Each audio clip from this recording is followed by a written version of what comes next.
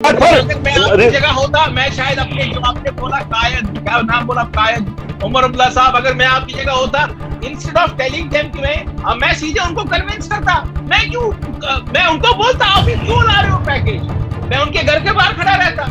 National conference के जो पौधेदार है या इनके कायद है या इनकी है, ये तो राकेश पंडा के घर तक नहीं आए, ये तो अजय पंडा के घर तक नहीं आए, ये बोल रहे क्या बात करते हैं, क्या बात करते हैं राजीव जी, आप इतना झूठ बोलते हो, आप झूठ बोलते हो इतना।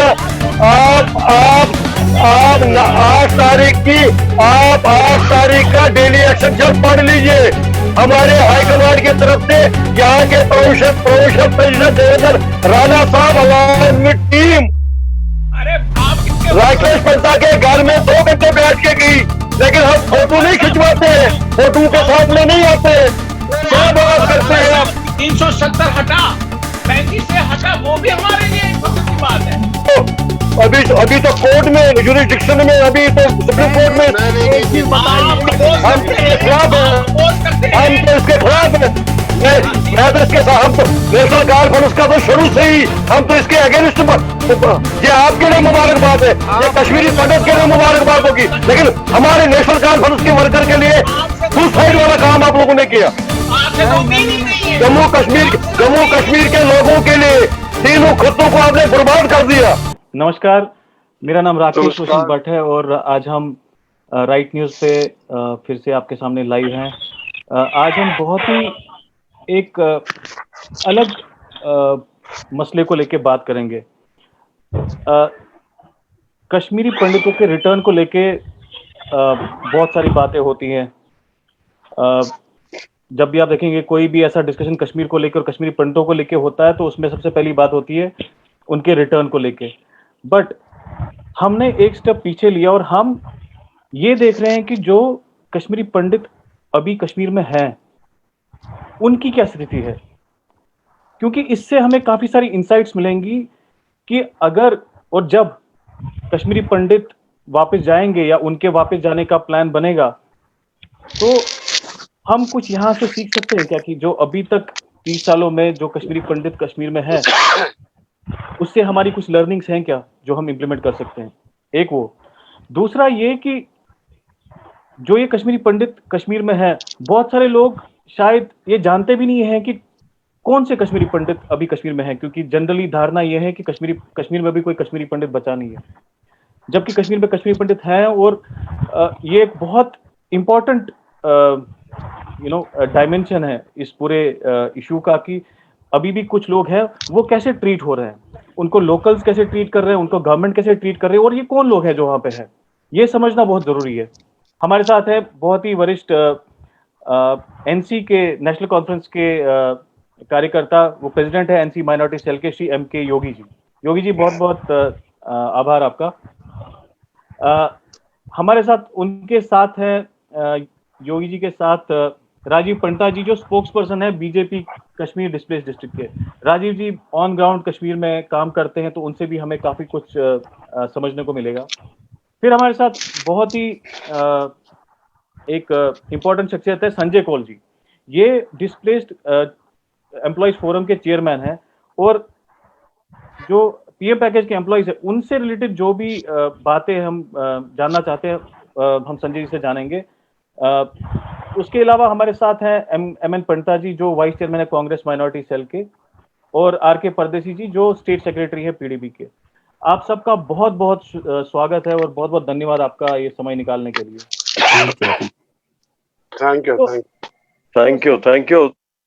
यू जी। सबसे पहले मैं द राइट न्यूज़ खास तौर पर राकेश भट्ट साहब का मैं और टीआरएन का धन्यवाद करता हूं कि ऐसा अच्छा प्लेटफॉर्म शायद मुझे लगता है कि जितने भी मीडिया बंधु हमारे हैं शायद ये पहली बार ही जो कि हमारे अपने लोकल जिसमें रोहित भाटिया राकेश जो है कि ऐसे पॉलिटिकल, हम तो छोटे से छोटे सिपाही हैं अपनी अपनी पार्टियों के, और कुछ हमारे इसमें संजय जी हैं जो सोशली भी हैं और पॉलिटिकली भी हैं, तो अच्छी बात है। तो इसके लिए मैं आपका राकेश रोशन साहब और टीआरएन का बहुत बहुत शुक्रिया अदा करता हूं और धन्यवाद करता हूं। मेरी तरफ से आपको बहुत बहुत मुबारक और कांग्रेचुलेशन। योगी जी बहुत बहुत धन्यवाद आपका। एक्चुअली मैं स्टार्ट करना चाहूंगा योगी जी आपसे ही। ये नहीं कि अच्छा। आपने पहले बात की, मैं मेरे फ्लो में मैं सबसे पहले आपसे ही बात करना चाहता था, क्योंकि देखिए अगर हम बात करेंगे कश्मीर में अभी के हालात की, और अगर हम अभी जो किलिंग्स हुई है या पीएम पैकेज एम्प्लॉयज या जो हम बात कर रहे हैं जो वहां पे है, अगर हम पहले ही स्टार्टिंग में ही बीजेपी को पकड़े तो आई थिंक वो सही नहीं होगा, क्योंकि ये मसला पिछले 5 या 10 साल का नहीं है, पिछले 30 साल का मसला है। और एनसी काफी समय तक पावर में रही जेएनके में, इन 30 साल से पहले भी, ये टेररिज्म से पहले भी और उसके बाद भी। तो योगी जी मैं सबसे पहले आपसे ही पूछना चाहूंगा कि जब एनसी की सरकार थी और इन जनरल एनसी की कश्मीरी पंडितों के लेके क्या पॉलिसी है? आई मीन आप कैसे देखते हैं कश्मीर, ये पूरे जो जेएंडके का जो पॉलिटिकल स्पेक्ट्रम है, इसमें जो एस्पिरेशंस है केपी की और जो उनके साथ हुआ है, उसमें एनसी की क्या लाइन ऑफ थिंकिंग रही है और पॉलिसी रही है कश्मीरी पंडित्स को लेके? देखो, सबसे पहले तो मैं भट्ट साहब आपसे ये जरूर बात कहूंगा कि आज इस डिबेट में जैसे आपने कहा कि योगी जी हम आपसे ही स्टार्ट करते हैं ताकि बीजेपी के साथ या बीजेपी को ना हम कहें या पकड़े, लेकिन वो मेरे मित्र हैं, ऐसा कुछ नहीं है। नहीं हम पकड़ेंगे उनको भी, हम उन पे भी आएंगे, बट पहले आपसे स्टार्ट करेंगे। लेकिन ये अच्छी बात है कि आपने जो एनसी, क्योंकि मैं एक वर्कर हूं, एक कार्यकर्ता हूं, एक जिम्मेवारी भी जो अपनी मुझे जो कायद जो हमारे डॉक्टर फारूक अब्दुल्ला साहब जो हमारे वर्किंग प्रेसिडेंट, डोमिनिक जो हमारे एक्स सीएम जो रहे हैं, उमर साहब, तो हाईकमांड की तरफ से जो मुझे अपनी पॉलिटिकल पार्टी का जो दायित्व निभाने के लिए जो मुझे उन्होंने कुछ मैं एक सिपाही हूं, एक प्रेसिडेंट तो एक हूं, बट एक सिपाही हूं, खासतौर पर अपनी कश्मीरी पंडित कम्युनिटी के लिए। देखो, सबसे पहले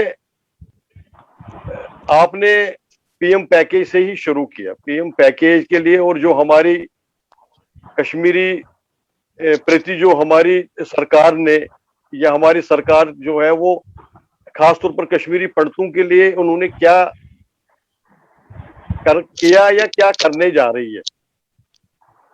तो रोहित जी, मैं अपने आपके TRN चैनल के माध्यम से मैं आपसे ये जरूर कहूंगा कि पीएम पैकेज जो है ये हमने ही लाई थी कि ताकि एक राहत, जब 2008 में जब यूपीए सरकार थी, तो 2008 में अखनूर में जब हमारे पीएम जो उस वक्त के थे हमारे डॉक्टर मनमोहन सिंह जी ने, तो उन्होंने ये अनाउंस किया था कि ये पीएम पैकेज जो है ये एक राहत, खासतौर पर जो हमारे डिस्प्लेस माइग्रेंट, अब मैं इसको हिंदू कहूं, कश्मीरी पंडित कहूं, क्योंकि इसमें हमारे कुछ सिख भाई भी थे, कुछ मुस्लिम भाई भी थे, और खासतौर पर कश्मीरी पंडित जो है काफी तादाद में कश्मीर से डिस्प्लेस हुए। तो आपको याद होगा, खासतौर पर मैं अपने जो इस डिबेट में जो मेरे और भी साथी जो बैठे हैं, खासतौर पर जिस किसी भी पॉलिटिकल पार्टी के जो लोग हैं, मैं उनको ताही दिल से उनको भी, क्योंकि कुछ लोग मेरे से छोटे हैं, कुछ लोग मेरे से बड़े हैं, कईयों को मैं अपने जो साथियों को जो है नमस्कार भी दूंगा और गुड विशेस भी दूंगा कि एक अच्छी बात है कि मुझे लगता है कि जब 2014 में हमने जहां छोड़ा है, अगर मैं आपको कहूं कि इस पीएम पैकेज की शुरुआत जो है ये हमारे उस वक्त की सरकार, जो हमारी कोलिशन सरकार थी, जो कांग्रेस और एनसी की थी, क्योंकि ये जाहिर सी बात है, ये सबको पता है क्योंकि उस वक्त हमने ये सोचा था, जो कि आज भी हमारे जगती टाउनशिप में अगर आप देखेंगे जो धरना प्रदर्शन आज भी हो रहे हैं, जिस घर में नौकरी नहीं उस घर में एक न एक सदस्य को नौकरी मिलनी चाहिए। अब हम ये नहीं कहते कि जिनके घर में बच्चे नौकरियां गवर्नमेंट की सर्विस करते हैं उनको नौकरियां न मिले, उनको भी मिले। तो हमने अपनी तरफ से ये शुरू किया था, लेकिन शुरू करने से पहले हमारी उस वक्त की सरकार जो कोलिशन सरकार थी, उन्होंने हर डिस्ट्रिक्ट में जो 4-5 डिस्ट्रिक्ट में जो आज ट्रांजिट कैंप पहले हमने बनाए, ताकि जो भी एम्प्लॉयज, जो भी कश्मीरी माइग्रेंट को अगर नौकरी हम दे भी देंगे, लेकिन कश्मीर में जाके उनको अगर जाना भी पड़े तो उनको रखेंगे कहां। तो सबसे पहले हमारी सरकार की, हमारे सीएम साहब ने पहले, जो एक्स सीएम साहब उमर साहब ने पहले कहीं, जो भी कोलिशन सरकार उस वक्त की थी, जो हमारे रिलीफ एंड रिहेबिलिटेशन के जो मंत्री हमारे रमन भल्ला साहब थे और एमओएस जो थे वो नासिर असलम वानी साहब थे, तो उन्होंने पहले शुरुआत ही की थी कि पहले हम ट्रांजिट कैंप बनाएं, ताकि इतनी तादाद में अगर हम लोगों को अगर जॉब देंगे, लेकिन कश्मीर में अगर वो जाएंगे तो जाएंगे कहां, रहेंगे तो रहेंगे कहां। तो पहले हमने वेसू से स्टार्ट किया था, जो ट्रांजिट कैंप जो है ये उस वक्त की सरकार ने बनाया।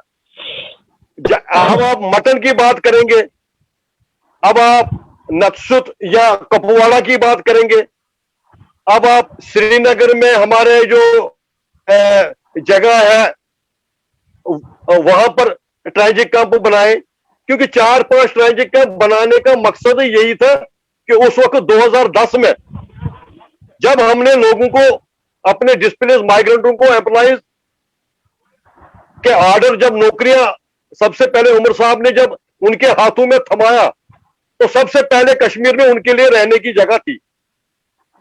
ये हमारी शुरुआत थी। और आज की डेट में 2010 में हम ये नहीं कहते हैं कि हमारी सरकार ने सबको अकोमोडेशन दी, ऐसा नहीं हुआ, लेकिन अकोमोडेशन जितनी हमसे हो सकी, शॉर्ट टाइम में, कम टाइम में, जितना हमसे हो सके हमने बनाया। और बनाने के बाद हमने अपने बच्चियों को कश्मीर भेजा। और कश्मीर भेजने का मकसद यही था कि जो गवर्नमेंट ऑफ इंडिया, जो उस वक्त यूपीए सरकार जो थी, कई बार हमने उनकी नोटिस में ये लाया था कि पीएम पैकेज और कश्मीर वापसी रिहेबिलिटेशन को आप आपस में नहीं जोड़िए, इसको आप पीएम पैकेज को आप अलग रख लीजिए, लेकिन कश्मीर वापसी रिहेबिलिटेशन को इसके साथ जोड़ना मुझे लगता है कि यह गलत है।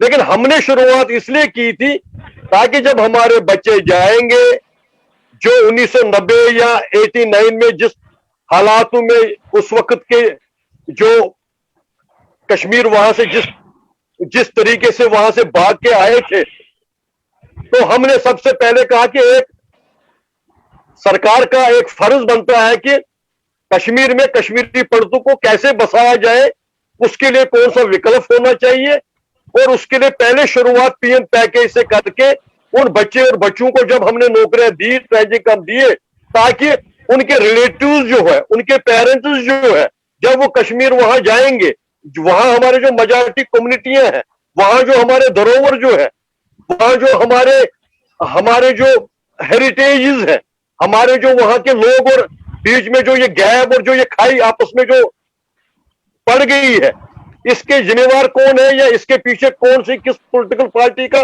या कौन सी पार्टियां इसके जिम्मेवार है। ये हम नहीं कहते हैं कि ये कुछ लोग, खैर वो डिबेट में बाद में हम करेंगे, लेकिन मैं ये दावे के साथ कहता हूं। सो योगी जी, मैं आपको सॉरी इंटरप्ट करूंगा यहाँ पे, क्योंकि आप जो बता रहे हैं कि मैं एक्चुअली ये समझ रहा था कि पीएम पैकेज का क्रेडिट शायद पंटा जी लेंगे, वो कांग्रेस बोलेंगे कि कांग्रेस लाया, आपने इसका क्रेडिट लिया, जो कि सच भी है। बट अब मैं आपसे ये सवाल पूछूंगा कि आपको नहीं लगा कि आपने मतलब बिना तैयारी के ये पैकेज अनाउंस किया? इसमें इतने सारे कैवियट्स थे, इसमें इतने सारे इफ्स एंड बट्स थे। अगर ये सही मायने में जो आप बता रहे हैं इंटेंशन था, तो फिर उस हिसाब से ये इंप्लीमेंट क्यों नहीं हुआ ग्राउंड पे? क्योंकि अभी 8-10 साल हो गए हैं, अभी भी उनके मसले जो हैं आए दिन सामने आते हैं। संजय कौल जी हैं हमारे साथ। संजय कौल जी, आप बताइए कि आपको लगता है कि लेटर एंड स्पिरिट में ये हुआ इंप्लीमेंट, और आपको लगता है कि सही तरीके से हुआ, ये सही डिसीजन था? क्यों उस टाइम पे ये करने का, इसको बेहतर तरीके से किया जा सकता था, अच्छी प्लानिंग के साथ किया जा सकता था। अभी भी लोगों के पास घर नहीं है, उनके पास रहने के लिए जगह नहीं, उनकी कम्यूट की प्रॉब्लम्स है, उनकी लाइट बिजली जो प्रॉब्लम्स है उनकी, वो डे टू डे बेसिस पे उसको फेस करते हैं। आप बताइए ग्राउंड लेवल पे क्या है असलियत? Thank you Rohit ji, thank you Yogi साहब, आपने जो बोल दिया, बहुत शुक्रगुजार हैं हम नेशनल कॉन्फ्रेंस और यूपीए सरकार के उस टाइम के, जिन्होंने ये वाकई में 2008 में ये पैकेज अनाउंस की थी। मगर बड़े अफसोस के साथ कहना पड़ता है, क्योंकि हमारी विडंबना ही वही से शुरू हुई है। जो 2008 का जो अनाउंसमेंट था, ये डिलिबरेटली डिले कर दिया गया था जनवरी 2010 तक, क्योंकि जनवरी 2010 न्यू पेंशन स्कीम आ रही थी। अगर 2008 में अनाउंस किया गया था तो 2009 में ये इंप्लीमेंट हो सकता था, ओल्ड पेंशन स्कीम के तहत ये इंप्लीमेंट हो सकता था। अगर सरकार ये यूपीए ने दी है तो मगर कंडीशन लगाने वाले भी आपकी ही सरकार थी। इसमें जितने भी कंडीशनें थे, चाहे हमारा बॉन्ड लेबर जैसा वो बॉन्ड हो, चाहे एग्रीमेंट हो, चाहे हमारी कंडीशन हो, चाहे हमारा कश्मीर वापसी का ये हो, बहुत सारी चीजें हैं जो उसी सरकार को करनी चाहिए थी। और मैं आपको एक चीज बता दूंगा, क्योंकि 2014-2015 तक, क्योंकि हमारे साथ खाली 1440 लोग जो पहले 3000 पैकेज में वो रिहेबिलिटेट किए गए, वो रिहेबिलिटेट की बात नहीं करूंगा, उनको नौकरियां मिली गई है। क्योंकि देखिए, पीएम पैकेज और रिहेबिलिटेशन को तो हम लोग बेसिकली साथ साथ में नहीं जुड़ते हैं, क्योंकि ये बहुत बड़ा एक मुद्दा है और बहुत बड़ा एक विडंबना है। विडंबना यहां से ही शुरू साहब जी, विडंबना यहां से ही शुरू बैटरी। क्या ये PM package is PM package the part of the return and rehabilitation? Is not, then it is good. If it is the part and parcel of the return and rehabilitation, then they should facilitate and they should give all the facility. वो सबसे बड़ी बात है, return और rehabilitation तो बहुत बड़ी बात है। इसके लिए हमारे बहुत सारे बड़े बड़े नेतागण बैठे हुए हैं, जो हमारे पॉलिटिकल लीडर्स बैठे हुए हैं, हम इनका सबका सम्मान करते हैं। और जितना काम इन लोगों ने पार्टी के बीच में और पार्टी के बाहर भी किया है, और मुझे लगता है कि हर किसी कश्मीरी पंडित को इन लोगों का शुक्रिया अदा करना चाहिए, क्योंकि हर किसी ने अपने अपने एंगल से तो काम किया है, मगर कुछ मजबूरियां है, कुछ जो ये लोग ले रहे हैं थोड़ा सा अदरवाइज। क्योंकि योगी जी, मैं आपको ये कहना चाहता हूं, योगी जी आपकी बात सही है, क्योंकि ये जो जन सीएम थे हमारे श्री उमर अब्दुल्ला साहब, मगर कंडीशन लगाने वाले भी वही है। क्योंकि जब हम लोगों ने 2010 में पहली बार ऑर्डर पकड़ा, जब ऑर्डर लिया है, तो उसमें ऑर्डर में आज भी लिखा हुआ पीएम पैकेज रिटर्न और रिहैबिलिटेशन। और ये रिटर्न और रिहैबिलिटेशन आज तक किसी में, क्योंकि उसके बाद तो चेंज हुआ है, 2015 के बाद जितनी भी ये पैकेज निकली है उसमें कहीं पे भी रिटर्न और रिहैबिलिटेशन की बात नहीं लिखी है। क्योंकि कहीं ना कहीं इन लोगों को भी गुमा है, कहीं ना कहीं लोगों को भी फिर एहसास हुआ है जो हम कर रहे हैं वो गलत कर रहे हैं। मैं कश्मीरी पंडित की बात करूंगा, मैं पीएम पैकेज की बात करूंगा। अगर हम अकोमोडेशन की बात करें, आज तक खाली 550 प्री फैब्रिकेटेड अकोमोडेशन है, खाली 550 प्री फैब्रिकेटेड अकोमोडेशन है। 4033 लोग यहां पर नौकरियां कर रहे हैं। आप खुद अंदाजा लगाइए 5.5 में से रेशो क्या है, किस हालत में हम लोग रह रहे हैं, किस हालत में हम लोगों को धकेला।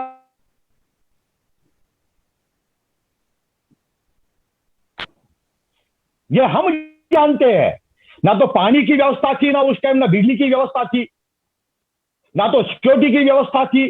और आज जब 12 साल होने को आए हैं, जब 12 साल होने को आए, तो आज तक भी आज तक भी इनकी अकोमोडेशन पूरी नहीं हुई। अगर मैं अकोमोडेशन की बात करूं रोहित जी, हाँ जी, हाँ, अगर मैं अकोमोडेशन की बात करूं, मैं थोड़ा सा इसमें विवरण देना चाहता हूं, please give me few minutes. हाँ, क्योंकि मैं गस्सू की बात करूंगा तो 250 प्री फैब्रिकेटेड क्वार्टर्स है।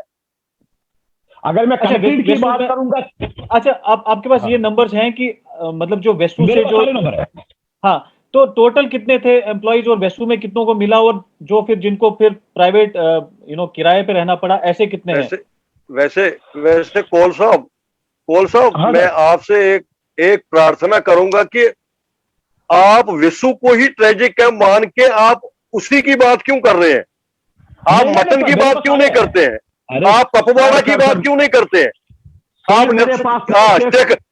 आप श्रीनगर शेखपुरा की बात क्यों नहीं करते हो? आप वो आंकड़े भी बताइए, वो चीज भी बताइए, लेकिन आप पीएम पैकेज को सिर्फ विशु के ही कैंप में उसी दायरे के अंदर क्यों देखते हो?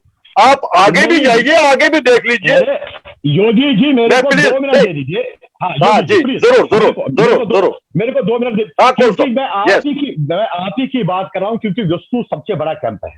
जैसे आपने ही शुरुआत की कि आपने बोला कि विशु से हमारा ट्रांजिट कैंप शुरू हुआ, क्योंकि विशु सबसे बड़ा ट्रांजिट कैंप है। क्योंकि जब मैं विशु की बात करूंगा, विशु में सर हमारे पास 250 प्री फैब्रिकेटेड क्वार्टर्स है। अगर हम रहने वाले लोग जो पीएम पैकेज जो कुलगाम और अनंतनाग मिला के हैं sir, they are more than 700 people, मगर क्वार्टर कितने हैं? 250। अगर हम मटन की बात करें, मटन में प्री फैब्रिकेटेड कोई नहीं है सर, 3 बिल्डिंगें मटन में है, यानी 18 क्वार्टर है सर। 18 क्वार्टरों में सर 97 एम्प्लॉइज रह रहे हैं फैमिली के साथ। योगी जी, बिल्कुल। हाँ, तो सुन लीजिए। हाँ, उस 18 क्वार्टरों में भी 2 क्वार्टर, एक तो सीआरपीएफ के पास है, एक तो रिलीफ डिपार्टमेंट के पास है, यानी 16 क्वार्टर बचे हैं। 16 क्वार्टर में 97 एम्प्लॉइज रहते हैं। ये विडंबना है। अगर मैं हॉल की बात करूंगा, योगी जी, ये जो पीएम पैकेज के तहत एम्प्लॉइज गए थे, इसमें ये कंडीशंस क्यों इतनी डाली गई, और इनको मतलब ऐसा क्यों लगता है कि इनको सेकंड क्लास एम्प्लॉइज ट्रीट किया गया स्टार्टिंग से ही? मैं आपसे आपके बताने से पहले मैं राजीव जी के पास जाऊंगा। राजीव जी, मुझे आप बताइए कि जो ये पीएम पैकेज एम्प्लॉइज हैं, इनके हमने मसलात देखे हैं, शुरू से देखे हैं।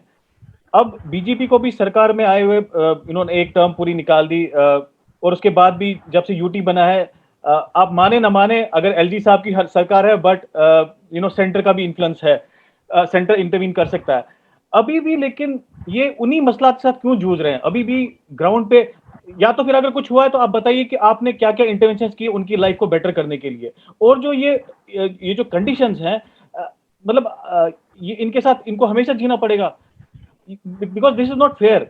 ये लोग मतलब इसको अगर एनसी ने जब इंप्लीमेंट किया, उन्होंने पता नहीं क्या सोच के और किन हालात में इन्होंने किया, और कुछ काफी सारे लोगों ने इसको अप्रिशिएट भी किया तब, अभी भी अप्रिशिएट करते हैं, क्योंकि it addresses basically the unemployment aspect of the whole thing. It doesn't really address the return and rehabilitation. But ये सब देखते हुए भी आपको लगता है कि कभी या आपकी परव्यू में ये है कि आप इसको दुरुस्त करेंगे, जो इसमें चीजें गलत हुई हैं, और जो चीजें इंटरवीन करने लायक थी आपने उसमें इंटरवीन किया, या आगे कुछ करने का प्लान है ताकि इनकी लाइफ बेटर हो जाए? राजीव जी, सबसे पहले नमस्कार। राकेश जी नमस्कार।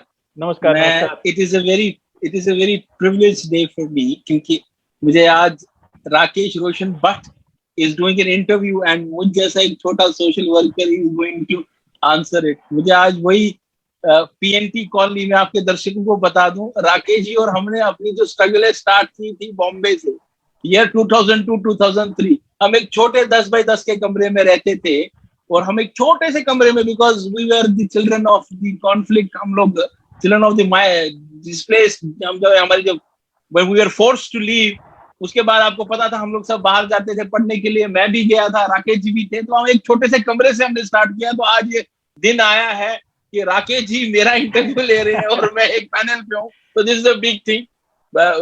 मैं जो भी ये दर्शक देख रहे हैं उनको शायद इंस्पिरेशन भी लेनी चाहिए कि अगर आप स्ट्रगल के थ्रू जा रहे हैं तो you should be always stout in your confidence, never let go, and always try to focus on what you want to achieve. Now coming back to the discussion, सबसे पहले तो मैं हमारे जो पैनलिस्ट है, योगी जी, मेरा भाई छोटा भाई है, संजय जी है, और आपके एमएन पंडिता जी हैं, परदेशी जी हैं, उन सबको मेरा नमस्कार। योगी जी को खासकर आज मैंने आप बहुत टाइम के बाद देखा और मैं खुश हुआ कि योगी जी मोदी जी का स्टाइल फॉलो कर रहे हैं, इनकी दाढ़ी भी आज मोदी जी जैसी लग रही है। तो that is one thing which I am sure even National Conference is following. Modi ji को तो सर सभी फॉलो करेंगे। Now coming back to what we were discussing, देखिए राकेश जी, आपका जो ये discussion is a very important discussion. इसके 3-4 पहलू हैं। सबसे पहले आपने स्टार्ट किया हमारे भाई बंधु जो कश्मीर में अभी रह रहे हैं, जिन्होंने माइग्रेशन नहीं की, that is it one segment, उनके लिए क्या किया गया। मैं अपने हिसाब से बताऊंगा, जैसे बीजेपी, बिकॉज आई एम एक कश्मीरी पंडित के बिहाफ पे तो हुई, but right now I am speaking as an spokesperson of the Bharatiya Janata Party. One aspect is people who have not migrated, जो माइग्रेट नहीं हुए। दूसरा है पीएम पैकेज एम्प्लॉइज जो यहां से गए, नौकरी के लिए गए। तीसरा है return. So we have 3 points here. सबसे पहले फर्स्ट पॉइंट, जो वहां पे कश्मीरी पंडित हमारे भाई जो वहां रहते थे, प्लीज अंडरस्टैंड कीजिए कि 2014 तक उनके बच्चों को, जो हमारे को महाराष्ट्र में वो जाते थे, जो हम जाते थे, जैसे आप गए हैं, मैं गया, for that matter anywhere in India, उनके बच्चों को वहां पर they were not eligible like we were eligible, जिन्होंने ऑलरेडी माइग्रेशन की थी।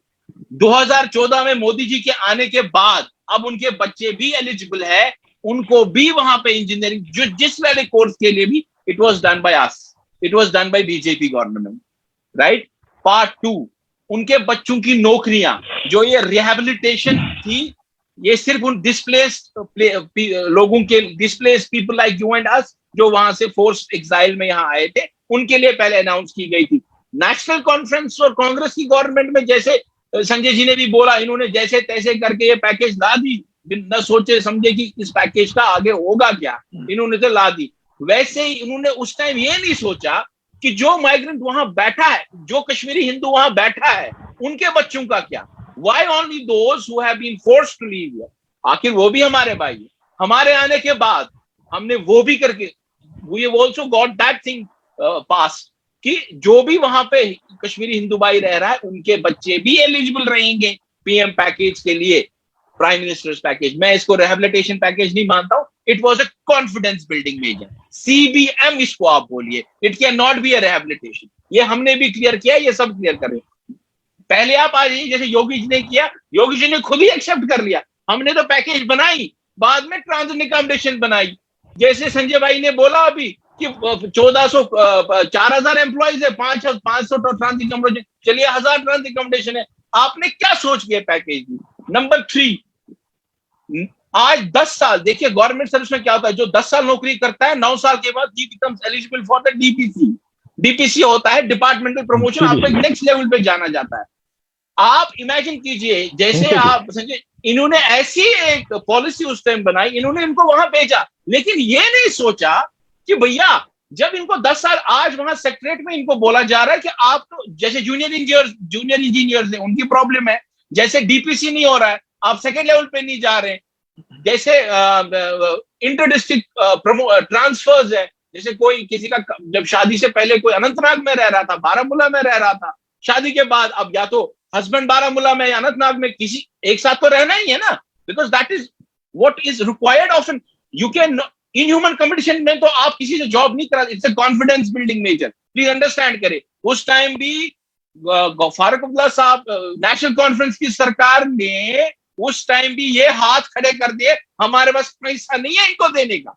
The entire salary is being provided by government of India, not a single rupee is being provided by the state government. पहले ये कुछ धाराएं आप clear करें। योगी जी को भी मैं ये बोलना चाहता हूँ, नेशनल कॉन्फ्रेंस ने, it was a government of India scheme, national conference उस टाइम यहाँ पावर में थी, और वो सारे पैसे, एक एक रुपया इनका, हमारे बच्चों का, ये गवर्नमेंट ऑफ इंडिया देती है। नेशनल कॉन्फ्रेंस ने बाद में बोला चलो 3000 आप दे दो, 3000 हम दे दी, बाद में वो आदमी खड़े कर दिए। Anyways, coming back to what we were discussing, part number 3 है rehabilitation of return of Kashmiri Hindus. That is altogether different subject. न कभी बीजेपी ने ऐसा बोला कि हम कल परसों बीजेपी कश्मीरी हिंदूज को वहां ले रहे हैं, बीजेपी ने ये भी क्लियर किया है कि जो एम्प्लॉयमेंट पैकेज है और उसका रिटर्न है वो भी डिफरेंट है। एलजी साहब नए नए आए थे, उनको ये आइडिया नहीं था, लेकिन एलजी साहब को ये बोला, अब एलजी साहब ने भी एक्सेप्ट किया है, हाँ जी जो रिटर्न है और जो एम्प्लॉयमेंट पैकेज है वो डिफरेंट है। Point number 4, condition of PM package employees living condition. Yogi ji कुछ बोल रहे हैं। योगी जी आप म्यूट पे हैं, आप काफी देर से बोल रहे हैं बट आप म्यूट पे हैं। योगी जी अनम्यूट कीजिए, आप अनम्यूट कीजिए, आप म्यूट पे हैं। जब योगी जी बोल रहे थे बट मैंने तो कुछ नहीं उनको इंटरप्ट किया। नहीं वो काफी देर से बोल रहे हैं तो मुझे लगा उनको आप गलत आंकड़े दे रहे हैं, लेकिन हमारी मंशा ये वही बीजेपी थे, ये कुछ हमारे कश्मीरी पंडित थे। जब रमन बला जी ने, जब हमारे रिलीफ रेमिटेशन के मंत्री साहब थे, हमने इसको अपोज किया था। उसमें नेशनल कॉन्फ्रेंस का मैं बेशक प्रेसिडेंट हूं, लेकिन मुझे भी ये बॉन्ड जो था इसके अगेंस्ट मैं भी लोगों के बीच में गया था। इसके गवाह जो होंगे वो आर के भट्ट साहब और इस संजय कौर साहब आपको बता देंगे योगी जी ने उस वक्त कौन सा रोल किया था, वो यही बता सकते हैं। देखिए मैं इस टाइम योगी जी आप I am just trying to say Yogi ji आप मुझे लगता है प्रोवोक हो गए। प्रोवोक होने की जरूरत नहीं है। Yogi ji is a part of National Conference. ये this is a different discussion कि आपने उस टाइम क्या किया। आपने स्टार्ट किया था कि नेशनल कॉन्फ्रेंस ने क्या किया। मैं आपको उसी I am replying to you. आप इसको पर्सनल मत लीजिए कि आपने पर्सनली क्या किया। नहीं मैं पर्सनल नहीं ले रहा हूं। मैं on the behalf of national conference, on the behalf of national conference, minority cell MK Yogi president behalf of the national conference, not for Yogi, not for। अगर मैं आपकी जगह होता मैं शायद अपने जो आपने बोला कायद, क्या नाम बोला, कायद उमर अब्दुल्ला साहब, अगर मैं आपकी जगह होता इंस्टेड ऑफ टेलिंग देम कि मैं सीधे उनको कन्विंस करता। मैं उनको बोलता आप क्यों ला रहे हो पैकेज, मैं उनके घर के बाहर खड़ा रहता। देखिए कुछ चीजें होती है ना, जब कम्युनिटी के लिए खड़ा रहना है तो खड़ा रहना है ना, तो फिर उस time you don't have to do कि मैंने अपनी ये मैं आपके लिए कह रहा है, सबके लिए है। आपको राजीव जी सॉरी मैं आपको इंटरप्ट कर रहा हूं यहाँ पे, क्योंकि आपने बहुत इंपॉर्टेंट बात की। मैं जब से मैंने ये panel when I was trying to put together this panel, सबसे पहले जो मेरे मन में ये सवाल आ रहा था कि आप सब जो लोग हैं जो भी यहाँ पे रिप्रेजेंट कर रहे हैं, आप कश्मीरी पंडित भी हैं और आप पॉलिटिकल पार्टीज को रिप्रेजेंट कर रहे हैं। पॉलिटिकल पार्टीज अब कश्मीरी पंडित जो है, कश्मीरी पंडित कम्युनिटी को जनरली देखा जाता है एक प्रिज्म से कि वो एक पार्टी के सपोर्टर हैं या पहले एक पार्टी के सपोर्टर रह चुके हैं। नहीं उसमें आई थिंक तो जनरल परसेप्शन बता रहा हूं आपको।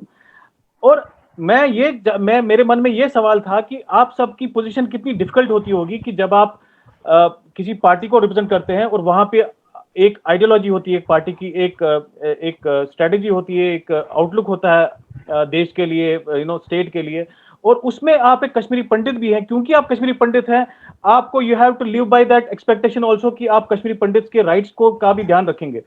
इससे ये सवाल निकलता है कि जब आप किसी पार्टी में, अगर जैसे योगी जी की आप बात कर रहे थे, आपकी बात हर किसी की, यहाँ पे हर कोई पीडीपी का भी रिप्रेजेंटेटिव है, कांग्रेस का भी है, बीजेपी का भी है, सबका है। तो जब आप अपनी पार्टी में जब कोई भी कश्मीरी पंडित को लेकर कोई बात होती है, तो कश्मीरी पंडितों की इन जनरल ये आशा रहती है आप जैसे लोगों से कि आप वहां पे कश्मीरी पंडितों का पक्ष रखेंगे, right. Point number 1। Point number 2 कि जब ऐसी पीएम पैकेज जैसी कोई बात होती है और उसमें कोई गलत चीज होती है, और फिर जब दूसरी पार्टी आती है और उसमें जो करेक्शन जो है उसमें कुछ बेहतर चीजें हो सकती थी। मैं राजीव जी आपके पास आऊंगा, मैं क्योंकि मैं मुझे आपने you will have to give me 1 minute Rakesh ji, I will have to complete. हाँ कंप्लीट करना है, ठीक है, मैं उसके बाद ये कंटिन्यू करता हूं। देखिए 2014 में मोदी, अब जो इन्होंने किया, जैसा किया, इन्होंने पैकेज दे दी। पैकेज क्या दे दी वो हम सबको पता है। बच्चे वहां चले गए। जब वहां पर हमारे बच्चे नहीं, आप मेरे को राजीव जी मुझे पहले ये बताइए, पैकेज में 6000 जो एम्प्लॉयमेंट पैकेज जो वो हमने ही दी, आप 2000। ओ भैया बात सुनिए ना, मैं तो कल 10,000 की पैकेज दे दूं, रखूंगा कहां वहां उनको? उनकी प्रमोशंस का क्या करूं? पैकेज देना आप समझ ही नहीं रहे हो ना। आपने पैकेज दे दी, लेकिन अभी जो प्रॉब्लम्स हो रही है बिकॉज ऑफ दैट पैकेज ही हो रही है। ना उधर रहने की जगह है, ना उधर डीपीसी है, ना उधर प्रमोशंस है, ना उनकी सीनियरिटी लेवल्स है। आप अंडरस्टैंड कीजिए। आई एम नॉट डिनाइंग आपने पैकेज, लेकिन कुछ चीजों का संज्ञान भी लेना होता है ना। अगर आप और वो भी कश्मीरी हिंदू को हम वापस भेज रहे थे। एनीवेज, मुझे अपना पॉइंट क्लियर पूरा करने दीजिए। 2014 में मोदी जी की सरकार आती है, 2015 में मोदी जी, नवंबर 2015 में मोदी जी अनाउंस करते हैं शेर कश्मीर स्टेडियम में कि जो 2000 crore package for the transit accommodation, ये मैं क्लियर करूं, पूरी पैकेज जो नेशनल कॉन्फ्रेंस और उन्होंने दी थी 1400 करोड़ की टोटल पैकेज थी, हमने सिर्फ 2000 करोड़ बच्चों के ट्रांजिट अकोमोडेशन के लिए दिए हैं। और वो अकोमोडेशन ये थी इंडिविजुअल अकोमोडेशन, हर किसी पीएम पैकेज के एक एक एम्प्लॉय को एक एक flat. That is what we are still on. देखिए, लेकिन आपको पता है there are some moles in the bureaucracy as well, जो फाइल्स को आगे बढ़ने नहीं दे रहे हैं। और ये मैं आपको बता दूं, जो बीजेपी की सरकार जेएंडके में 2015 में बनी, 18 तक थी, 18 जून तक थी, अंडरस्टैंड कीजिए। 2000 करोड़ ऑलरेडी दिया गया है। लेकिन अब आप ये बोलिए कि लैंड बहुत जगहों पे ली गई है, हमने सिर्फ ये और भी पैकेजेस जो पेंडिंग एम्प्लॉयमेंट थी उसके लिए भी अभी देखिए वॉर फुटिंग पे काम चल रहा है। बच्चों ने एग्जाम भी दे दिया, बच्चों के अपलोड भी हो रहे हैं, डॉक्यूमेंट्स भी आप देखिए। लेकिन हम ये इंश्योर करेंगे जो अब बच्चे वहां जाएंगे उन बच्चों की रिहाइश वैसी ना हो, उन बच्चों को वो फेस ना करना पड़े जो 2010 में जो बच्चे गए थे, जो हमारे भाई बहन ने वहां पे गई थी, उनका जैसा। बिकॉज ये अंडरस्टैंड कीजिए, हम जब रिटर्न की बात करते हैं ना, कॉन्फिडेंस बिल्डिंग मेजर जब करेक्ट होगा तभी रिटर्न भी कंप्लीट हो जाएगा बाद में। कॉन्फिडेंस बिल्डिंग मेजर, जैसे संजय भाई ने बोला, इनको देख के हमको इंस्पायर भी तो होना है ना। लेकिन हम एज ए बीजेपी, माननीय अमित शाह जी ने पार्लियामेंट में कहा है कि एक एक बच्चे को हम फ्लैट देंगे और नौकरियां भी कंप्लीट करेंगे। जो इन्होंने बोला था कंप्लीट तो नहीं कर पाए ये 7 साल में, 8 से लेकर 14 तक हम पूरा कंप्लीट करके भी देंगे, फ्लैट्स भी देंगे। हमने जो वहां पर कश्मीरी हिंदू अभी भी है उनको अब योगी, जो उनके कश्मीरी हिंदू वहां पर भी है, उनको हमने अब एलिजिबल भी किया है for all the education all over India, जो नहीं किया था अभी तक। अब उनके बच्चे भी एलिजिबल है। That is what when you से बीजेपी ने क्या किया, हमको अभी 4-5 साल ही दे दो भाई साहब, 77 साल दे दिया आपने उनको, हमको थोड़ा 4-5 साल ही हुए हैं, समझ लो आप। अगर आप बीजेपी की जेएंडके में 3 साल हम थे, हम मानते हैं सेंटर में, अभी हम 7वें साल में, अभी तो 70 साल उनको दिया। अभी आप देखिए आगे होता क्या क्या है। तो राजीव जी मैं परदेसी जी आप अनम्यूट कीजिए अपने, आप म्यूट पे, आप अनम्यूट कीजिए।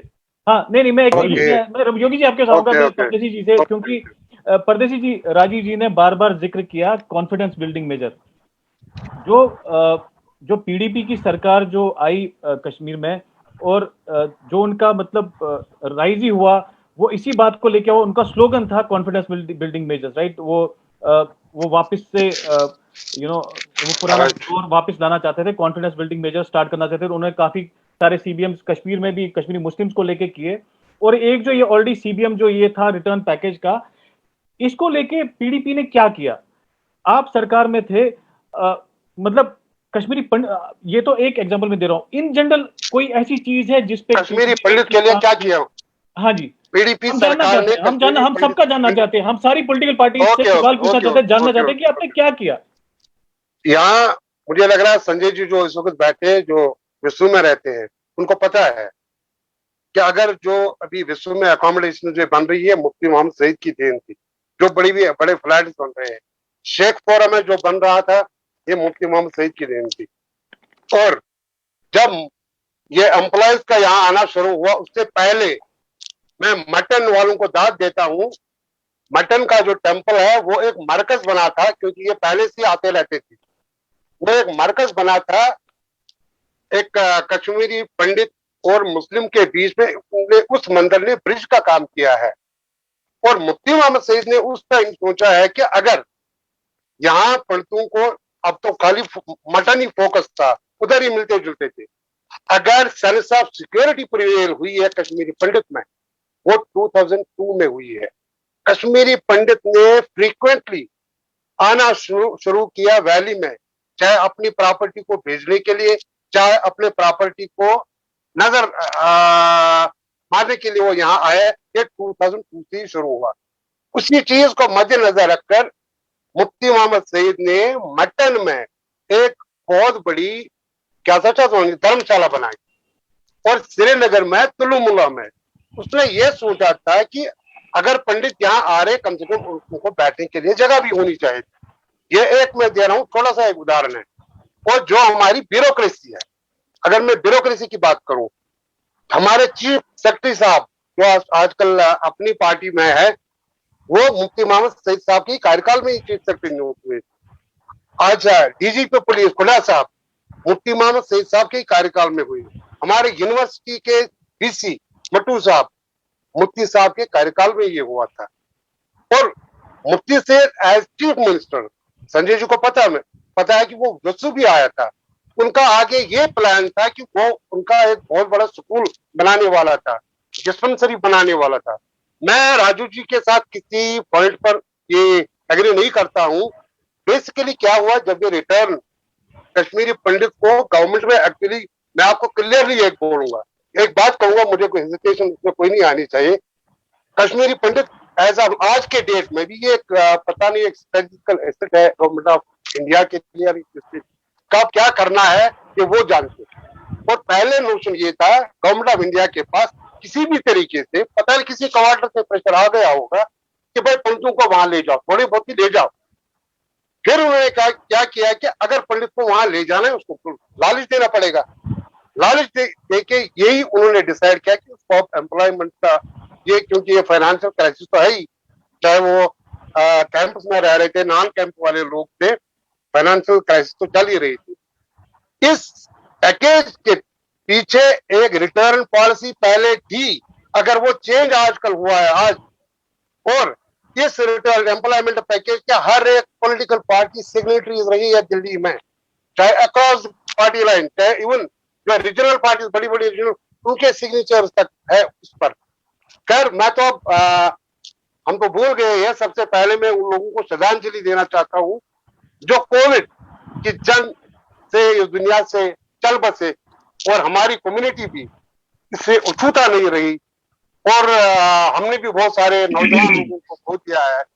मैं भगवान से प्रार्थना करता हूँ कि उनको वहां शांति मिले। और अपने मौजू पर बात करने से बहुत कुछ कहना है आज। मैं आपका शुक्रगुजार हूँ कि आपने ये नामसाइद हालातों में हमें एक दूसरे से मिलने का मौका फराहम किया है। मैं आपको एक बात कहूंगा, किसी भी मुल्क के लिए, वाइब्रेंट डेमोक्रेसी के लिए वाइब्रेंट अपोजिशन का रोल बहुत ही अहम होता है। अगर मुल्क वाकई तरक्की के राह पर, सॉरी मैं आपको इंटरप्ट कर रहा हूँ। आपने ये जो बात कही ना, वाइब्रेंट डेमोक्रेसी के लिए वाइब्रेंट अपोजिशन का होना बहुत जरूरी है। हाँ। मेरे मन में ये सवाल आया है कि अभी आया है ये कि कश्मीरी पंडित एज अ पॉलिटिकल वर्कर, मतलब उनकी पॉलिटिकल स्पेस में कश्मीर में जगह नहीं है क्या? अगर है तो फिर अभी जो ये रिसेंट किलिंग्स हुई हैं, जो एक मैं वहीं पहुंचा हूं, मैं वहीं पहुंचा हूं। नहीं, इसमें मैं शायद ये बहुत डायरेक्ट और ब्लंट सवाल पूछ रहा हूँ कि ये बीजेपी के दोनों वर्कर्स जिनकी डेथ नहीं, कांग्रेस था, एक कांग्रेस, ओके सॉरी, मैं माय बैड। तो अभी जो उनकी वो बीजेपी के थे, राइट?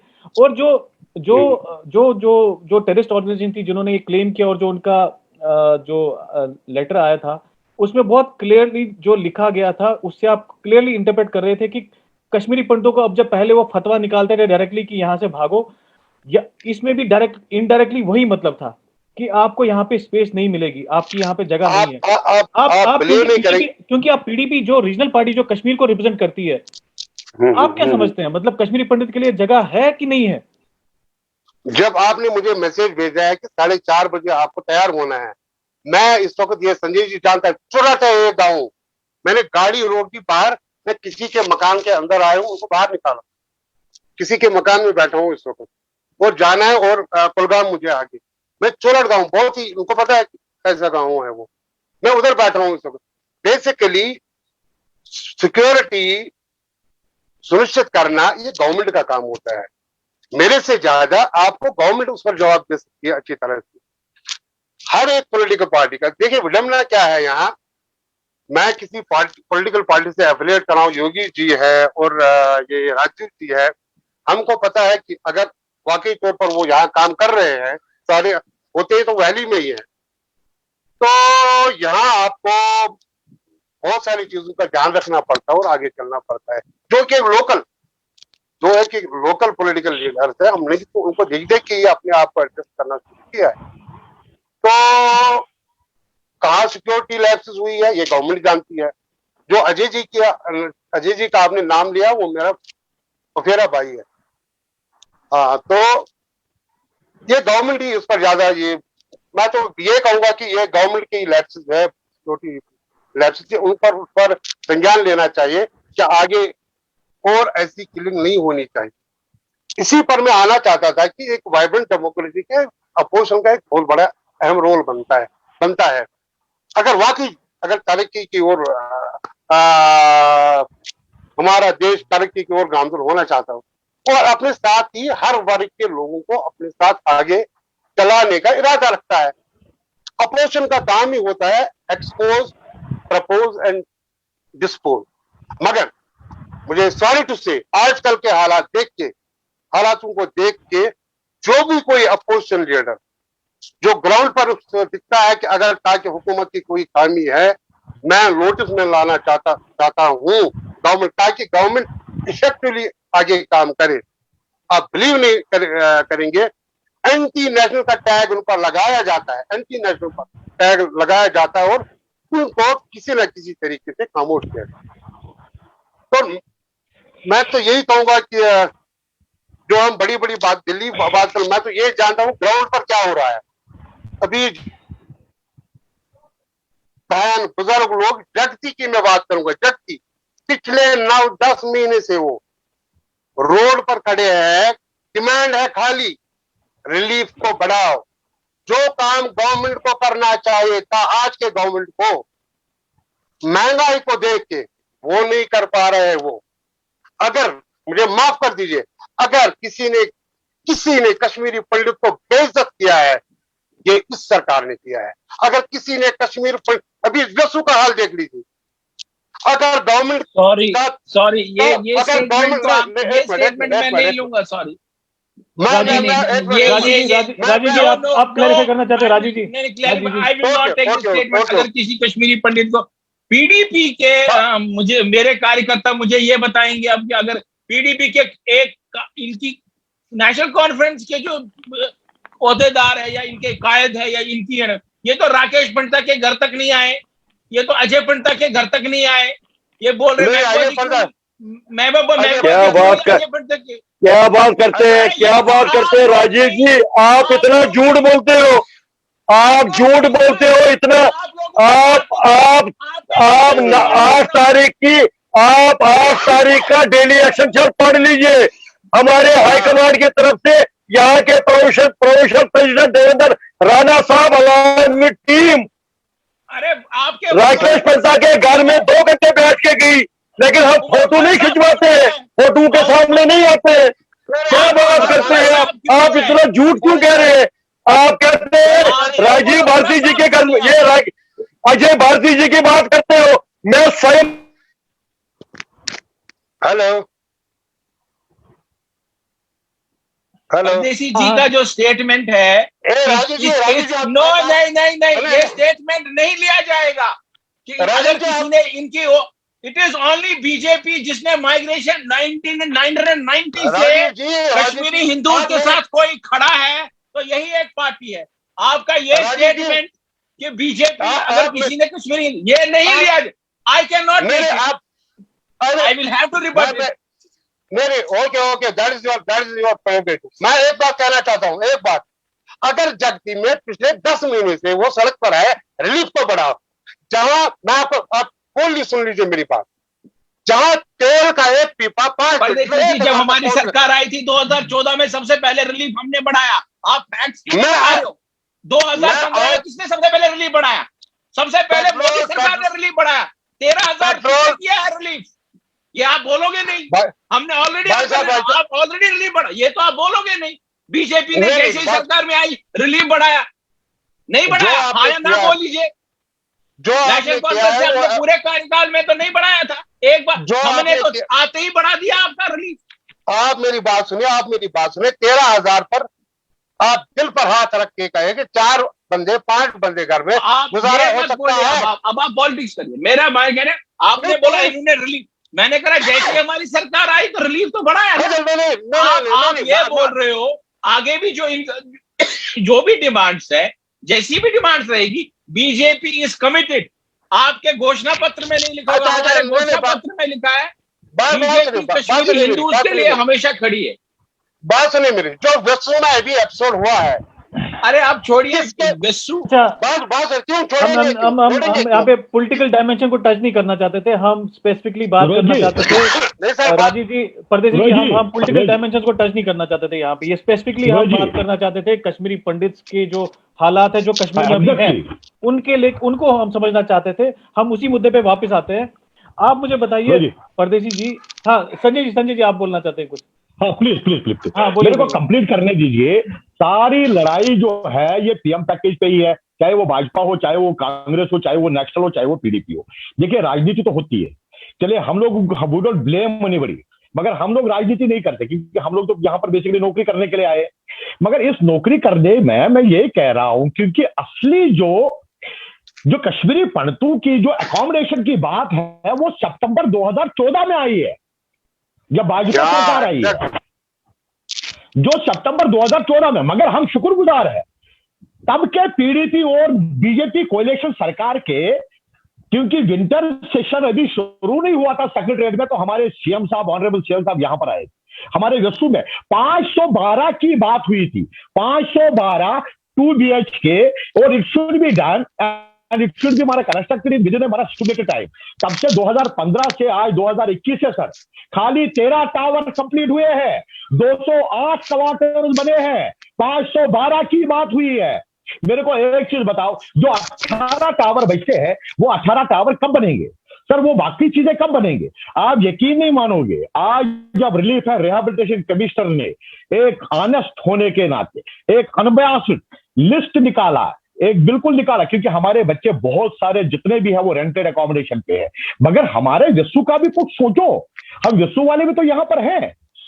मेरे को एक चीज बताइए, क्योंकि एक कमिटमेंट हुई थी, एक कमिटमेंट हुई थी कि ये 512 में आप लोग एडजस्ट हो जाएंगे, हाँ बाकी जितने भी लोग हैं। और मैं एक दावे से कहता हूं, अगर 512 क्वार्टर बनते हैं तो सारे लोग इसमें एडजस्ट होते हैं। और प्लीज डोंट टैग इट, ये कैंप वाला है, ये नॉन कैंप वाला, ये मटन वाला है, ये रेंट वाला है, ये कहीं और है। नहीं, we are Kashmiri Pandit, we are PM package employ, चाहे कुलगाम हो, अनंतनाग हो, शेखपुरा हो, कुपवारा हो, बारामूला हो या हाल हो। और हाल का हाल हमने देखा है, हाल का हाल वहां के लोगों ने देखा है।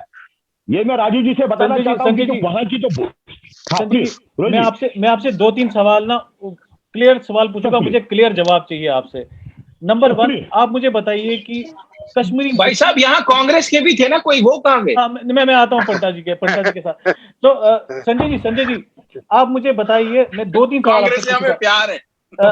संजय जी आप मुझे बताइए कि कश्मीरी मुस्लिम्स का क्या रवैया है, जो पीएम पैकेज एम्प्लॉइज जो गए हैं, उन कश्मीर मुस्लिम्स का इन जनरल क्या रवैया जब उनके साथ आपका इंटरेक्शन होता है? नंबर 1, आप कितना सिक्योर फील करते हो? जो 90 में आप 90 के भी हालात देखे होंगे। हेलो संजय जी। हाँ जी, मैं अमन पंटा बोल रहा हूँ। हाँ जी पंटा जी प्लीज। अभी भी आवाज आई कि कांग्रेस वाला कोई बोलता नहीं। हाँ जी, ये जब बोलते जा रहे हैं, कोई एक टॉपिक ले लो, उस पर बात करो। कभी बिखर जाते हो, एक उठाते हो तो पहुंचते हो कहाँ, वो दिल्ली पहुंचते हो। पहले पैकेज लिया, एम्प्लॉइज पैकेज, तो पहुंच गए दूसरी चीज पर। एक एक चीज का सबका आंसर ले लो, सबका रिप्लाई ले लो, ठीक रहेगा। तो पंडित जी मैं आ रहा हूँ, उसी पे आ रहा हूँ। तो संजय जी आप मुझे बताइए, पहला सवाल जो काफी लोग जानना चाहते होंगे कि जो हमारे भाई कश्मीर वापस गए पीएम पैकेज एम्प्लॉय में, पैकेज में, और पिछले 10 साल से वहां पे रह रहे हैं, आपको क्या लग रहा है? जो ये राजीव जी ने कहा, बाकी लोगों ने कहा कि कॉन्फिडेंस बिल्डिंग मेजर था, आपको लगा कुछ फर्क पड़ा है? आपको लगा है कि जो जैसे आप एक्सपेक्ट कर रहे थे वैसे आप लोगों को वेलकम हुआ, और वैसे आप इसमें मिक्स हो रहे हैं वापस उस कंपोजिट कल्चर में? हाँ राकेश जी, मैं आपको ऑनेस्टली बोलना चाहता हूँ, क्योंकि देखो जो सच है वो सच है, क्योंकि सच बेसिकली हर हमेशा सच ही होता है। विडंबना एक है, कुछ चंद लोग हमारे कम्युनिटी के जो दिल्ली मुंबई में बैठ के हमारी तकदीरों का फैसला करते हैं, हमारी तकदीरों की बातें करते हैं। हमारे बारे में बातें करते हैं, मगर जब ग्राउंड सिचुएशन पे बात करते हैं, तो जब ग्राउंड रियलिटी होती है, तो उन लोगों को किसी भी चीज का इतना सा भी ज्ञान नहीं होता है। प्रॉब्लम ये होता है, सही बात। प्रॉब्लम ये है, और हमसे पूछिए, क्योंकि मैं ग्राउंड जीरो पे बैठा हूं सर। मैं आपको बैठा जो ताउन, सर प्लीज, जो ताउन और ताफूज हमें मेजॉरिटी कम्युनिटी से मिला है, आप यकीन नहीं मानोगे, it is beyond our imagination, beyond our imagination. आपको कभी सिक्योरिटी को लेके कभी कोई डर लगा किसी वजह से? अरे सर, मैं आपको एक चीज बता दूंगा, आप हमारे पास बैठिए, मैं 10 दिन की बात कहता हूं, 3 मंदिर बनाए हमने अभी तक, 4 लाउड स्पीकर लगे होते हैं, पूरा दिन हमारा आरती चालू होता है, सारे जितने भी हमारे रिलीजियस फंक्शन होते हैं, सारे रिलीजियस फंक्शन हम हाईवे पे बनाते हैं, पूरे जोर धमाके से बनाते हैं, और आज तक हमें किसी ने रोका नहीं है, किसी ने टोका नहीं। अगर टोका है तो कश्मीरी पंडितों ने टोका है, अगर कहीं बाधाएं लाई है तो हमारे अपने लोगों ने लाई है। अच्छा, मुझे बताइए, आप मुझे ये बताइए कि अगर आपसे पूछा जाए कि आप टॉप 3 मुद्दे बोलिए, जिससे टॉप 3 पॉइंट्स जिससे कश्मीरी पंडितों की जो पीएम पैकेज एम्प्लॉइज है उनकी मुश्किलें 80% सॉल्व हो जाए, ऐसे टॉप 3 चीजें क्या होंगी? इन टॉप, ऑनेस्टली स्पीकिंग, सबसे बड़ी बात,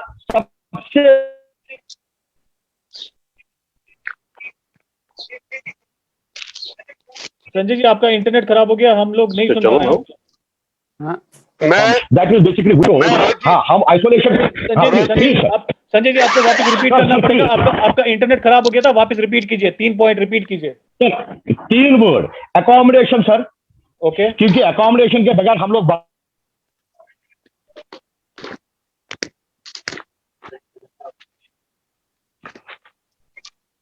पता है कश्मीर के को एक देगा और एक जगह पे रह रहे हैं, मगर प्रॉब्लम ये आ रही है क्योंकि पिछले 12 साल से सर, हमारे टोटल 12 साल बचे अभी नौकरी के, we are going to retire.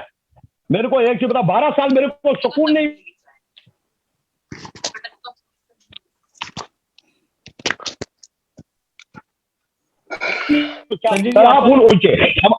हाँ संजय जी, आपका इंटरनेट ब्रेक हो गया।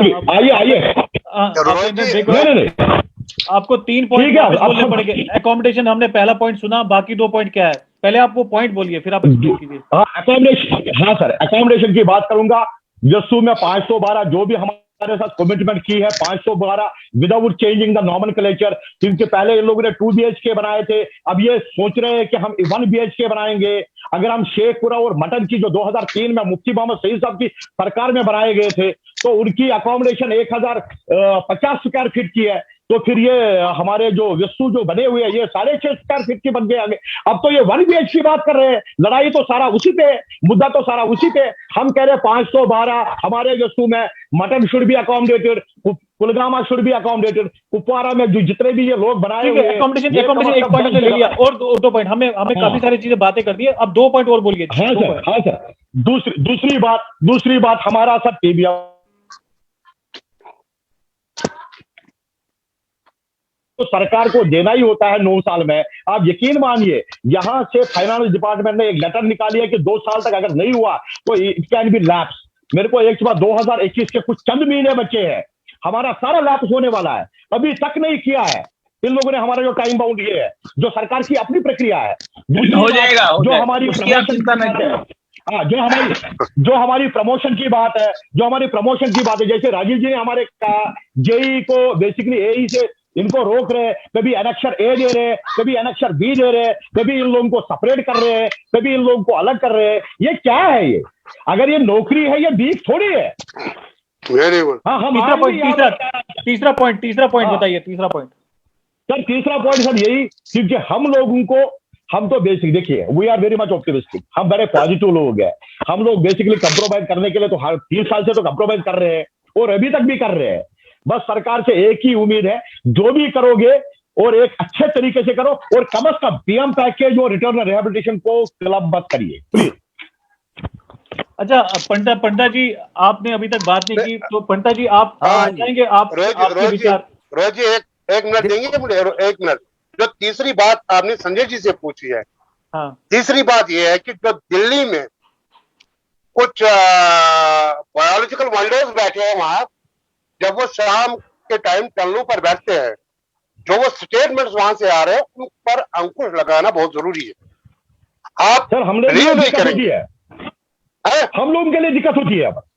ये ना ये जो ग्राउंड पर वीर हो रहा है उनको अंकुश लगाने की बहुत जरूरत है।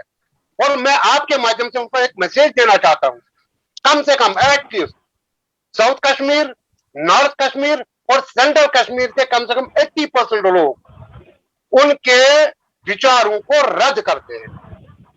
ये 3-4 लोग जो पता नहीं जिन पर उनका ब्रेड और बटर चल रहा है, ये नहीं देख रहे कि उनके हमारे बच्चे, हमारी बहनें यहाँ काम कर रही है, क्या बोलना चाहे क्या नहीं बोलना चाहे, इन पर इस चीज पर अंकुश लगाने की बहुत जरूरत। अच्छा, मैं राजीव जी के पास आऊंगा 2-4 पॉइंट लेके, बट उससे पहले पंडित जी आप कुछ बोलना चाहेंगे? सुनिए आपने बात नहीं की। हाँ जो सुनिए राकेश जी, हाँ जी, आप आवाज आ रही है मेरी? हाँ जी बिल्कुल आ रही है, साफ आ रही है। हाँ, मैं पहले आपको बड़ा शुक्रिया अदा करता हूँ कि आप अपना कैमरा ऑन कर सकते हैं अपना? हाँ कैमरा तो ऑन ही है। नहीं कैमरा ऑफ है आपका। हाँ हो गया? हाँ जी हाँ बिल्कुल हो गया? अब हाँ जी। अच्छा, पहले ये बात ये है कि जो एम्प्लॉयमेंट पैकेज जो है वो बेसिकली स्टार्ट किया है कांग्रेस सरकार ने, जब मनमोहन जी प्राइम मिनिस्टर थे हमारे भारत के, वो यहाँ आए थे। उन्होंने जब कंडीशन देखी थी, वो उस वक्त जो हमारी कोलिशन थी वो एनसी के साथ थी, लेकिन बेसिकली श्राई जाता है कैप्टन को, वो जाता है श्राई मनमोहन सिंह को। तो उन्होंने जब मनमोहन जी ने जब ये पैकेज शुरू किया था तो उसमें कोई कंडीशन नहीं लगी थी। जो इन्होंने बाद में कंडीशन लगाई है वो उसमें कोई नहीं थी। उन्होंने सच्चे दिल से पैकेज दिया था 6,000 का, जिसमें 3,000 का जो फंडिंग थी वो सेंट्रल गवर्नमेंट को देनी थी, 3,000 जो थी वो देनी थी स्टेट गवर्नमेंट को। तो उस पैकेज को इन लोगों ने, जो कि प्रेजेंट गवर्नमेंट थी, कोलिशन ही थी, या कुछ कौन जिम्मेवार है इसका कौन नहीं है, किस तरीके से उसको डिले किया कि आज 17 साल हो गए। 17 साल में भी वो 6,000 का पैकेज पूरा नहीं हो सका है। अभी बीजेपी के प्रवक्ता जो यहाँ पर आए थे उन्होंने कहा हम दे रहे हैं। किनको दे रहे हैं?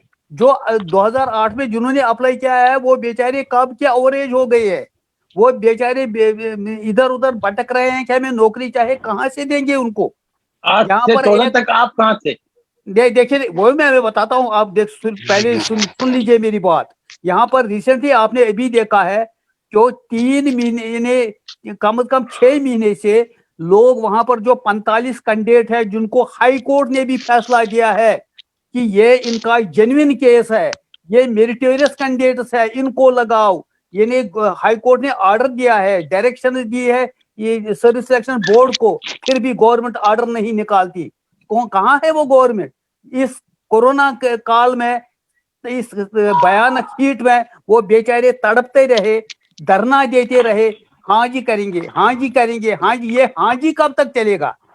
आप देखिए, मैं देखता हूं, आप सुनिए मेरी बात, आप अपने में मत लीजिए। ये मत देखिए कि मैं आपको बताता हूं, ये जो गवर्नमेंट है एक कान से सुनती है दूसरे कान से छोड़ती है, कोई पॉजिटिव नहीं है, सुस्त है। यही अभी मेरे भाई साहब ने कहा है, योगी जी ने, कि ये जो दूसरे भाई है हमारे से, ने कहा था जगती में बैठे थे, वो 6 महीने से बैठे हैं धरने पर। कोई आ गया बीजेपी का, कोई यानी ऑफिसर आ गया, आपको क्या हो गया है? कोई आ गया उनको पूछने के लिए आप किस लिए धरना दे रहे हो? वो उनको बढ़ाना था या ना बढ़ाना था वो दूसरी बात है। कोई वहां पर आता है बीजेपी का, कोई जो प्रेजेंट गवर्नमेंट है, कि आपको क्या हो गया, कौन सी प्रॉब्लम है आपको? कोई नहीं आता है। आप ये बोल रहे हैं हम करेंगे, किन के लिए करेंगे? जो बेचारे रिटायर हो गए, जो बेचारे ओवर एज हो गए, आप ले गए वहां कश्मीर में, उनको ना अकोमोडेशन है ना कुछ है, दर बदर फिर रहे हैं। अच्छा आप देखिए इस कोरोना काल में क्या पॉलिसी बनाई उन्होंने। यहाँ पर पेरेंट्स उनके थे बेचारे, तड़प रहे थे, तरस रहे थे अपने बच्चों के लिए जो वहां पर कश्मीर में बैठे हैं। अगर उनको अकोमोडेशन वहां होती, रहने की जगह होती, वो वहां जाके उनके पास रहते, उनके पास ये दिक्कत नहीं होती। कौन सी गवर्नमेंट चला रहे हैं ये? मैं बोल रहा हूँ आपको, सुने मेरी बात, 2014 से पहले भी जो कोताहियां हुई है, मगर उसके बाद जिनकी अपेक्षा में बहुत ज्यादा थी। मैं मानता हूं, आप देख लीजिए कि कश्मीरी पंडित ने अपना तन मन दिया मोदी जी को, सारा वोट जो बैंक है वो ने अपना वोट डाल दिया मोदी जी को। क्यों? ये बात नहीं कि वो बीजेपी से प्यार करते हैं, बल्कि कश्मीरी पंडित एक रियल नेशनलिस्ट है। वो देखता है कि ये पढ़ता है, पढ़ा लिखा आदमी है, देख रहा है कि मेरे कंट्री को किसने आगे बढ़ाया, कौन मुझे आगे बढ़ा रहा है। मगर आप उतना कुछ अगर कश्मीरी पंडित ने उसके लिए किया तो वो वहां से क्या कर रहा है? जबानी यहाँ पर फिल्म एक्टर्स आ गए, उन्होंने टीवी पर बोला हाँ कश्मीरी पंडित को ये हो गया, कश्मीरी पंडित को, मगर जब करने की बात आ गई तो उस वक्त चुप, उस वक्त मौन। क्या कर रहे हैं? एक चीज है ना, कथनी और करनी में जो फर्क है वो दूर करनी है। मैं जो भी यहाँ पर बीजेपी के प्रवक्ता है, मैं वो मेरे भाई साहब है, मैं उनको ये बताता हूँ कि ये नहीं है कि अगर पिछली गवर्नमेंट को में कोई खामी रही है तो हम उसको ही दोहराए, यही बोलेंगे करते रहेंगे करते रहेंगे। कब करेंगे? तब करेंगे जब सारे रिटायर हो जाएंगे, तब करेंगे जब वो बेचारे वहां पर इनके पेरेंट्स जहां पर तड़प रहे हैं। यहाँ पर मैंने खुद देखा है, जो इस कोरोना केस में बीमारी में तड़प रहे थे बच्चे, कहाँ है वो? कश्मीर में है। कहाँ है वो? एक कमरे में बैठे हैं वहां पर, वो नहीं यहाँ से। ये कौन सी विडंबना है? क्या इनके पास यहाँ पर ये जो, अगर उनको रिहेबिलिटेशन करनी है वो पहले रिहेबिलिटेशन प्लान बनाओ, पहले वहां पर क्वार्टर बनाओ, ताकि सारे जो कश्मीरी पंडित है वो वहां बस जाए, इंटरएक्ट हो जाए वहां के अवाम से, वहां के लोगों से, फिर ये एम्प्लॉयमेंट को वहां भेजो। क्या प्लानिंग बना रहे हैं ये? यहाँ पर हमारे जो माइग्रेंट स्कूल है 70% जो एम्प्लॉय है वो रिटायर हो गई है, तरस रहे हैं, वो हमें पढ़ाने वाला कोई नहीं है। उसके बरक्स क्या है? कश्मीर में एक स्कूल में पहले 10 टीचर थे और आज 20 भेजे कश्मीरी पंडित। बैठो वहां पर, उनको हथकड़ी डाली है, वो एफिडेविट की हथकड़ियों ने एफिडेविट दिया है, यहाँ से नहीं आएंगे। आप ही ने दिया। Thank you. अच्छा देखो, मैं बता दूं आपको, पहले सुन लीजिए मेरी बात। अगर हमने हथकड़ी डाली, हथकड़ी काटने वाला तो मोदी जी है, जो अपने आप को इतना बोल्ड मानता है। काट दीजिए वो हथकड़ियां, काट दीजिए वो हथकड़ियां। अगर वो बोल्ड, देखिए सुनिए मेरी बात, सुनिए मेरी बनाने, पहले सुनिए मेरी बात। हम जानते हैं, हम तारीफ करते हैं मोदी जी के बोल्ड स्टेप लेने वाला। यहाँ पर इस इंडिया में 2 ही प्राइम मिनिस्टर पैदा हुए हैं, एक इंदिरा जी जिसको बोल्ड लेवल कहते थे, जिसने अपनी जान दी अपनी कंट्री के लिए, अपने मुल्क के लिए। दूसरा मोदी जी की हम तारीफ करते हैं, इसीलिए कश्मीरी पंडित मोदी जी के लिए मरता है, वोट डालता है। लेकिन ये नहीं वो अम्यूजमेंट पार्टी करें, ये नहीं कि बोलता ही रहे, करेगा कुछ नहीं। मैं एक कांग्रेसी होकर भी उसकी तारीफ कर रहा हूँ। क्यों? अगर देखिए, सुनिए मेरी बात, मेरी बात, अगर दूसरी पार्टी में मोदी जैसा कोई अल्टरनेटिव होता, शायद इतना उसकी तरफ से हमारी तवज्जो नहीं होती। पंडित जी, मैं आपकी बात दूसरे तरीके से राजीव जी को बताना चाहता हूँ। ये बहुत इंटरेस्टिंग बात है। और राजीव जी, मैं आपको बताना चाहता हूँ कि ये देखिए, ये बहुत इंपॉर्टेंट बात है कि कांग्रेस के प्रवक्ता मोदी जी की तारीफ कर रहे हैं। रियली सच्चाई जो है सच्चाई। ये इसमें देखिए, मैं बताता हूँ इसमें बात क्या है।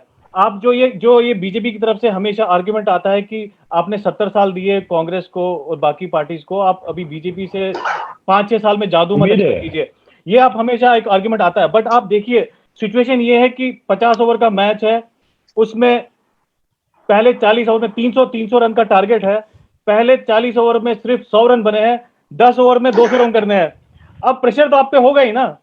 नहीं, क्या एक्सपेक्टेशन है आपसे कि आपको 10 मेरी बात सुनिए, आपको 200 रन करने हैं। क्या ये भी 70 साल मांगते हैं? 70 साल के बाद करेंगे ये? आप मुझे बताइए, ये कहते हैं 70 साल हो गए इनके, इनका मतलब है इनको 72 साल चाहिए। ये देखिए, ये आपकी एक सुनिए मेरी बात, सबसे पहली बात ये है, अगर इनमें गट्स है, सुनो मेरी बात, अगर इनमें गट्स है, अगर ये बोल्ड स्टेप लेने वाले हैं, जाओ इन जो लगे हैं एम्प्लॉयमेंट पैकेज यहाँ रखो। इन एम्प्लॉयमेंट जो माइग्रेंट स्कूल जो तड़प रहे हैं, तरस रहे हैं स्टाफ के लिए, पहले रिहेबिलिटेशन करो, वहां पर एक इन्हें सेटलमेंट कॉलोनियां बनाओ। मेरे ख्याल में, मैं जाती राय बोलता हूँ, मैं गवर्नमेंट से कहता हूँ ये 3 सैटेलाइट कॉलोनियां बनाए 3 डिस्ट्रिक्टों में, जो डिस्ट्रिक्ट से 5 या 7 किलोमीटर दूर हो, ये नहीं 100 किलोमीटर किसी गांव में हो, तो वहां से जब लोग आ जाएं, इनके पेरेंट्स जाएंगे वहां पर, पब्लिक से इंटरेक्ट हो जाएंगे, तब ही हमारी रिहैबिलिटेशन कामयाब हो जाएगी, एम्प्लॉयमेंट पैकेज भी कामयाब हो जाएगा। वरना यहाँ पर ये पेरेंट तरस रहे हैं, वहां एम्प्लॉय तरस रहा है, कौन सी पॉलिसी है ये? राजीव जी ने एक स्टेटमेंट दिया था कि और अगर कश्मीरी पंडितों को नौकरियां देनी है, उनको रखेंगे कहाँ? ये कोई तर्क नहीं है, रखना। मैं राजू जी की बात कर रहा हूँ, राजू जी। हाँ, ऐसा नहीं बोला सर, ये गलत बोल रहे हैं। नहीं बोला आपने, मैंने नोट करके रखा था।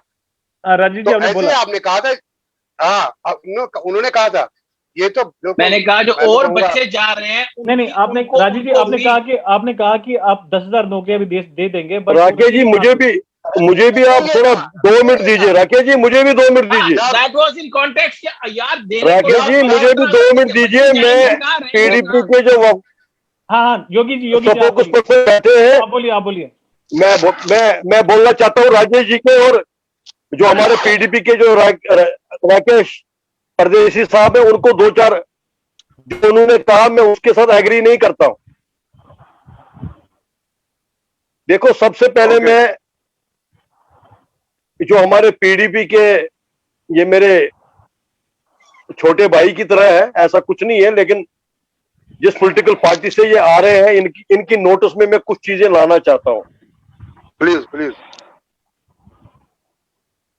इन्होंने अभी संजय जी को कहा कि जो हमारे स्वर्गीय, जो हमारे एक्स सीएम जो मुफ्ती मोहम्मद सईद साहब थे, वो वाकई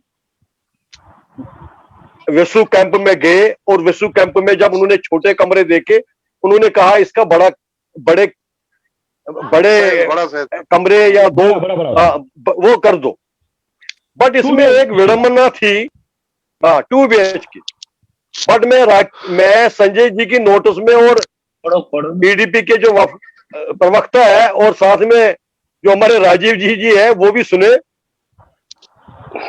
जो 2010 या 2014 से पहले जो गवर्नमेंट ऑफ इंडिया ने ये कहा था कि जो भी जहां भी ट्रैजिक कैंप बनेंगे, वो ज्यादा से ज्यादा 12.5 लाख रुपया जो है, 12 लाख रुपए में तैयार होना चाहिए।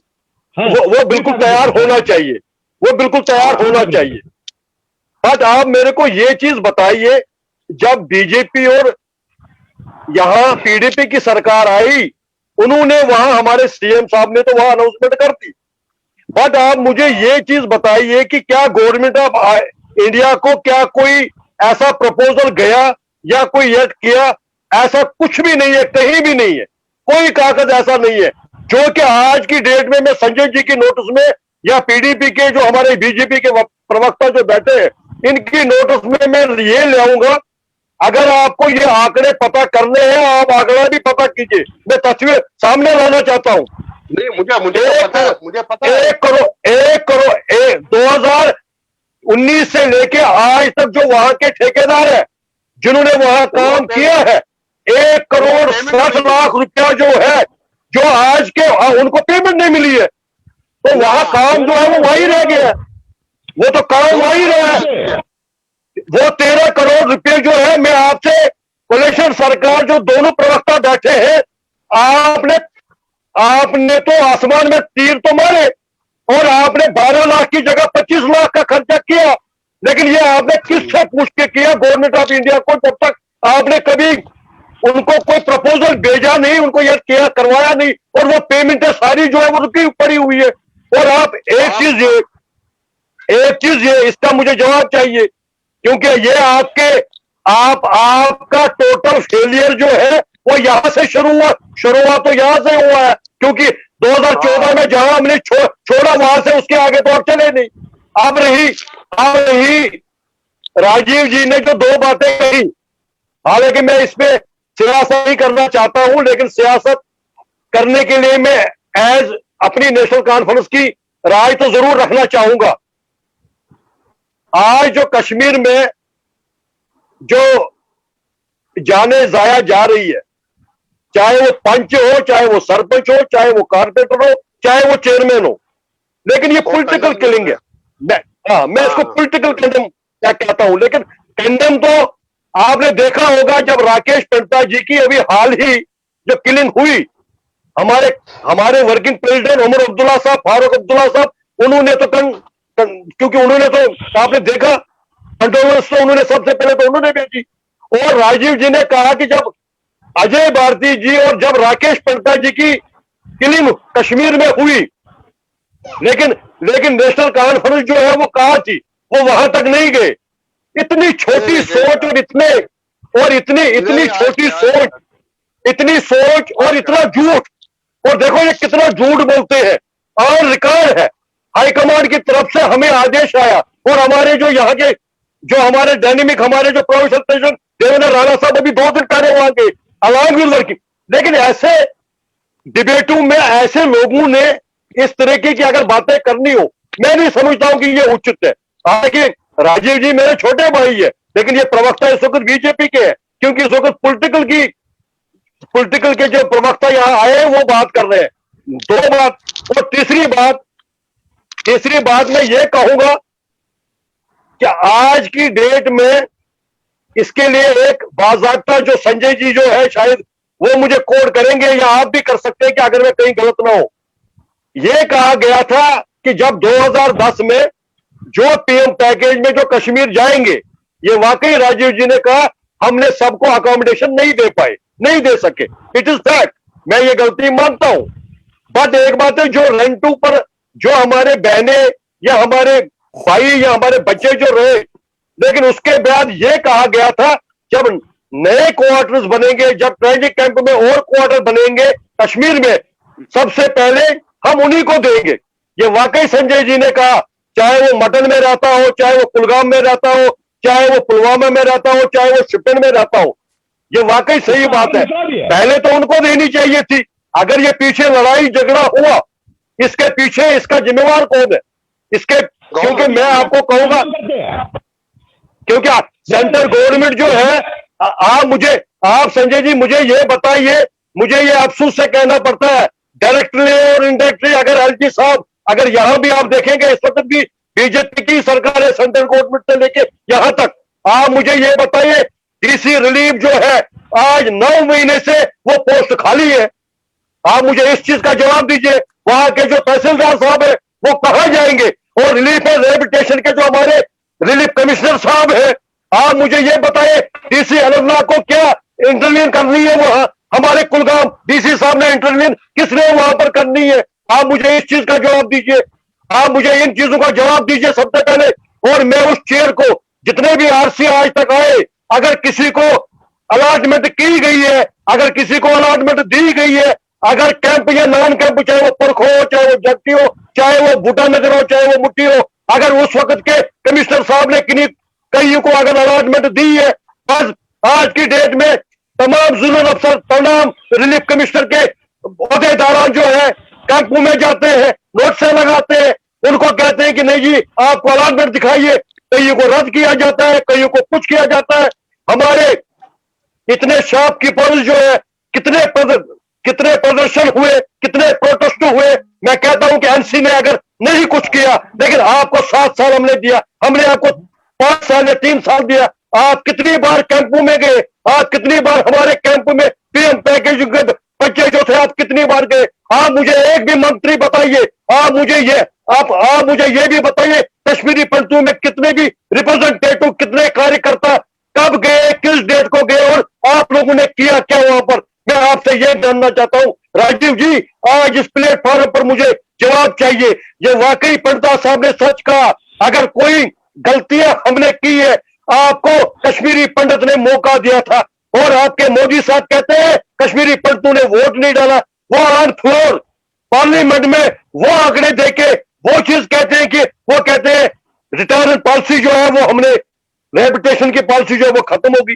कौन सी बातें आप कर रहे हैं? कौन सी सच बातें करते हो आप? कम से कम आप मुझे माफ करना, बीजेपी जो है आज की डेट में इतनी महंगाई, इतना सब, अगर आप तेल की बात करेंगे, रसोई गैस की बात करेंगे, डीजल की करेंगे, आप मुझे बताएं जो प्रदर्शन जो प्रदर्शन 122 दिन से 45 बच्चे जो 10 किलो में बैठे थे, आपके नेता कहाँ थे? मैं आपसे ये पूछना चाहता हूँ, रिलीफ बढ़ाने के लिए जो हमारे 3 महीने 6 महीने से धरना प्रदर्शन रोज करते हैं, कितनी बार आपके नेता लोग गए? आप इसका जवाब दीजिए, आप दीजिए। अब आपका टाइम चला गया, अब आपका टाइम चला गया। डिबेट हो गया योगी जी, हम डिबेट हो रहे हैं, ये मकसद ये सारा डिबेट हर एक मसले पे ये जितने आपने आपके पास, आप राकेश जी, आपने झूठ बोलना है, आपके पास कोई जवाब नहीं है। आप इसका, जो मैंने ये बातें बताई, आप इसका जवाब दीजिए, हम सुनना चाहते हैं। योगी जी, ये हमारा एजेंडा नहीं है आज के डिस्कशन का। मेरी बात सुनिए कुछ मुद्दों को लेके बात कर रहे थे, ये एजेंडा नहीं है आज के डिस्कशन का। आपने पीएम पैकेज की बात की, डॉक्टर साहब राकेश रोशन जी, आपने पीएम पैकेज की बात की, इन्होंने उसका जवाब दिया, लेकिन गलत जवाब दिया। अगर मैंने कोई गलती की है, अगर मैंने कोई गलत काम किया है, आप ये मुझे कोस सकते हैं। आप मुझे ये बताइए, जहां परखो कैंप में 200 दरख्त काटे जाते हैं, इनके इशारों पर वो पैसा कहाँ गया? आप मुझे ये बताइए, 20 साल से क्यों? इसका जवाब हम लेंगे, आने वाले टाइम में लेंगे। ये सब this is all getting deviated Rakesh. नहीं, हम काफी डिबेट हो रहे हैं क्योंकि ये बहुत डिवेट मुद्दे पे आते हैं। देखो, एक मिनट, यंगर जनरेशन जो ये सब देख रही है, I do not want them to take this impression कि अभी भी जब हमारे कुछ लीडर्स या सोशल वर्कर्स अभी भी 2021 में भी जब if they discuss something they eventually and up fighting each other. This should not happen. ये मेरा सबसे रिक्वेस्ट है। ये नहीं, ये एक इंप्रेशन नहीं जाना चाहिए। सही बात है, सही बात है। मैं 2021 में भी अगर यही हुआ, सब तो पीछे तो ये सब होता रहा। This should not happen. मुद्दे डेमोक्रेसी का ऑक्सीजन है, मुद्दे we should discuss argument, there is nothing wrong in it. नहीं राजीव जी, मैंने कौन सा गलत इसमें कहा? आपने 2 बातें कही, आप गए ही नहीं। आपने तो इस पर सियासत खेली, और ये सियासत में थोड़ा चलने दूंगा। I did not let interrupt you। मुझे बात करने दीजिए पूरी, प्लीज। हाँ राजीव जी, बोलिए आप बोलिए, आप बोलिए। बीच में एक बात भी नहीं बोली, मेरी बात सुनिए। ये प्योर टॉपिक था on PM package, return and rehabilitation of Kashmiri Hindu, and जो हमारे वहां भाई है उनके बारे में तो किसी ने बात ही नहीं की, एंड पॉलिटिकल वर्कर। मैंने सबसे पहले आपको बोला कि वो जो हमारे भाई अभी वहीं पर है, जो परिवार अभी वहीं पर है, उनके लिए भी हमने, उनके बच्चों के लिए जो भी एडमिशंस रहेंगे, अब वो एलिजिबल रहेंगे। 2014 तक किसी ने नहीं किया, राइट? 2014 के बाद अब हमने उनके बच्चों, आपके किसी पैनलिस्ट ने उनके बारे में बात नहीं की। आपने जब डिबेट करना है तो सबको लेके डिबेट करना है। सब हमारे हैं, कोई पराया नहीं। Everybody is ours. That is how we should see it. दूसरी रही पीएम पैकेज की बात, आपने बोला 330 रन है, 250 रन करने, ऐसी बात नहीं है। मेरा कहने का सिर्फ ये मतलब था कि हमको सरकार में आए हुए 7 साल हो गए, उसमें से 3 साल हम यहाँ सरकार में थे, और पिछले 2-3 सालों से एलजी साहब की सरकार। जैसे नेशनल कॉन्फ्रेंस वाले भी एलजी साहब के पास जाते हैं, हम लोकल बीजेपी लीडर भी एलजी साहब के पास जाते हैं, because we are not like Congress कि वो सरकारें हटा के जो अपना बंदा लाते थे उनके थ्रू गवर्न करते। It's a constitutional post. सबसे बड़ी बात देखिए, मोदी जी ने अगर कुछ आप बोल रहे हैं ना, बीजेपी ने, यहाँ पे एक पैनलिस्ट ने बोला वी आर नेशनलिस्ट, 370 हटा, 35 से हटा, वो भी हमारे लिए एक फख्र की बात है। That is that is an achievement. कोई मुझे ये ना बताए, कोई मुझे इस बारे में कोई ज्ञान ना दे। Nobody issue certificate to us. हमको कोई सर्टिफिकेट इशू ना करे आप लोगों ने क्या किया क्या नहीं किया। वही नेता, वही लोग जो बोलते थे कि 370 35 से कभी नहीं हटा, वो भी हटाया हमने। बाद में बोला हम तो इसको अपोज करते हैं। अभी तो कोर्ट में, जुरिडिक्शन में, अभी तो सुप्रीम कोर्ट में एक चीज बताइए, हम तो इसके खिलाफ है। हम तो इसके खिलाफ है। मैं तो इसके साथ, हम तो नेशनल कॉन्फ्रेंस का तो शुरू से ही हम तो इसके अगेंस्ट। ये आपके लिए मुबारकबाद है, ये कश्मीरी पंडित के लिए मुबारकबाद होगी, लेकिन हमारे नेशनल कॉन्फ्रेंस के वर्कर के लिए सुसाइड वाला काम आप लोगों ने किया। आपसे तो उम्मीद ही नहीं है। जम्मू कश्मीर के लोगों के लिए तीनों खत्तों को आपने बर्बाद कर दिया।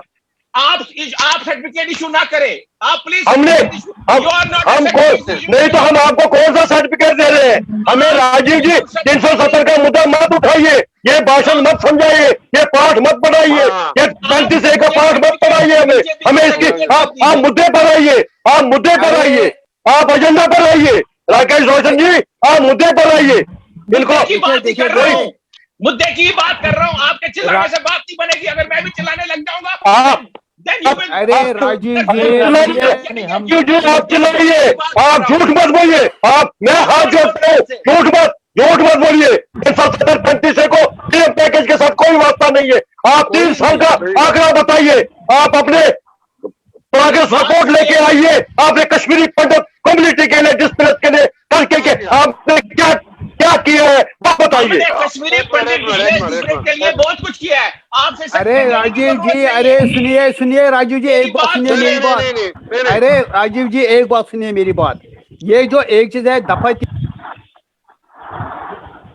नहीं 370 पे हम नहीं जाएंगे, 370 पे नहीं जाएंगे। मेरी सबसे विनती है, मेरी सबसे विनती है, 370 को हम टच नहीं करेंगे। नेशनल इशू है, वापस मिल सकते हो। पंडिता साहब राजीव जी के लिए कोई एजेंडा नहीं है, कोई एजेंडा नहीं है। इन्होंने किसी तरीके से झूठ बोलना है। इस डिबेट में कोई ना कोई बाधा, कोई ना कोई अड़चन डालनी है। राकेश रोशन भट्ट साहब आइंदा ऐसे लोगों को डिबेट में मत लाइए, नहीं तो मैं ये खोल के वापस चले जाता हूँ। नहीं Yogi ji please personal remark मत कीजिए। आप सब शांति बनाए रखिए। हम लोग यहाँ पे योगी जी आप देखिए, ये पहली बार शायद ऐसा प्लेटफॉर्म हुआ होगा जहाँ पे हमने किसी चीज का अलग अलग पहलू डिस्कस किए और हमने मेरे नेशनल कॉन्फ्रेंस के जो कोलीग है वो बात पे हाइपर हो रहे हैं, प्रोएक्टिव हो रहे हैं, नहीं हो रहे हैं। मैं उनको प्रोवोक करने की कोई मेरी नहीं है। राजीव जी ऐसा मैंने आपको 3 मुद्दे बोले जो हमारे। राजीव जी ऐसा कुछ नहीं है, ना प्रोवोक होने की बात है, लेकिन आप गलत नहीं बोलो प्लीज। आप मेरे छोटे भाई है, गलत मत बोलिए। आप सही मुद्दे पर सही एजेंडा पर बात कीजिए, हम आपके साथ। हम मुद्दे पे आते हैं। मेरी बात सुनिए, मुद्दे पे आते हैं। पुरखों के पेड़ों के गाछ नहीं जा रहा हूँ, मुद्दे पे मेरी बात सुनिए प्लीज। आप देखो राजीव जी और रोशन जी, मैंने राजीव जी को इसलिए रोका या टोका क्योंकि 370 और 35 की बात मत कीजिए। इसमें कोई डिबेट नहीं है, बस और कुछ भी नहीं है। आगे आप कीजिए, एजेंडा पर बात कीजिए, हम आपके साथ। ठीक है, बात कट गई। आगे बोलिए आप मुझे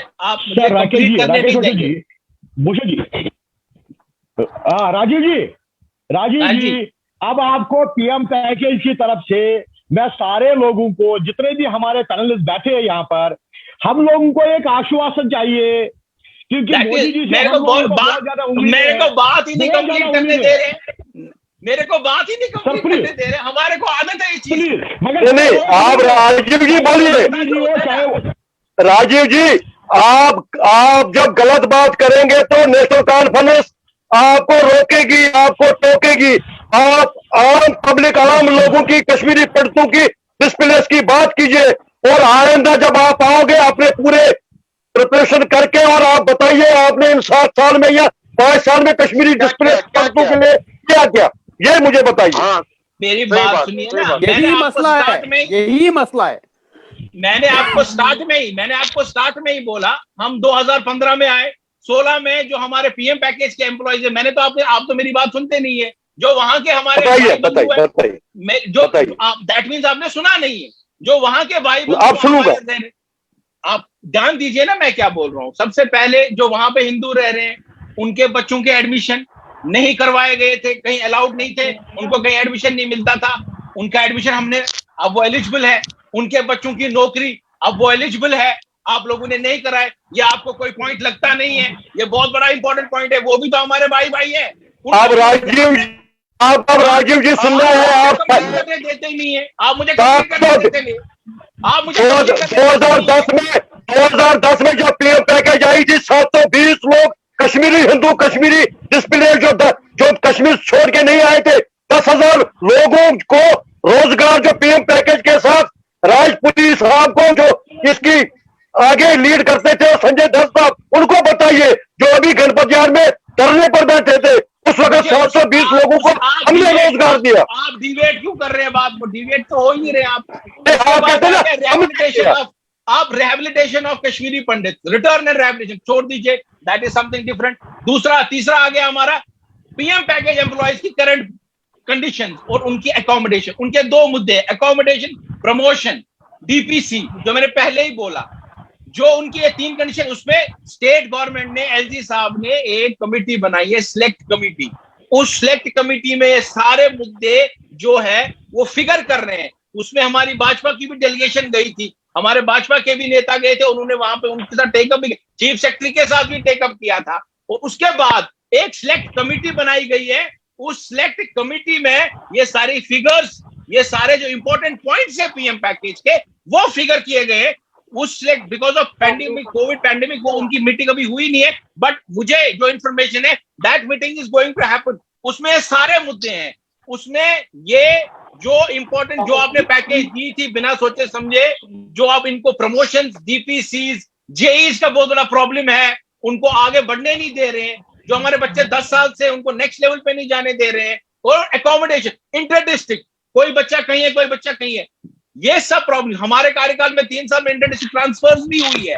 और आप बोल रहे हैं निर्मल सिंह जी, प्रिया सेठी जी जब एजुकेशन मिनिस्टर थी, आप संजय जी से पूछिए, क्या मंत्री हमारे वहां नहीं आए? क्या हमारे जो भी नेता एमएलसी थे, क्या वो वैसे नहीं आए? क्या वो भाजपा के मंत्री वहां नहीं आए? आप बताइए, संजय जी से पूछिए। आकर किया आज आप हमसे अभी पैकेज की बात करिए, पैकेज की बात करिए, पैकेज की बात करिए, पैकेज पे बात करूंगा मैं। एकोमोडेशन जो है, एकोमोडेशन तो है। आपने आज 2000 वेस्टू में जो टावर्स आप बोल रहे हो, मुफ्ती साहब ने बनाया। मुफ्ती साहब ने पैसा जो लाया वो कहां से लाया?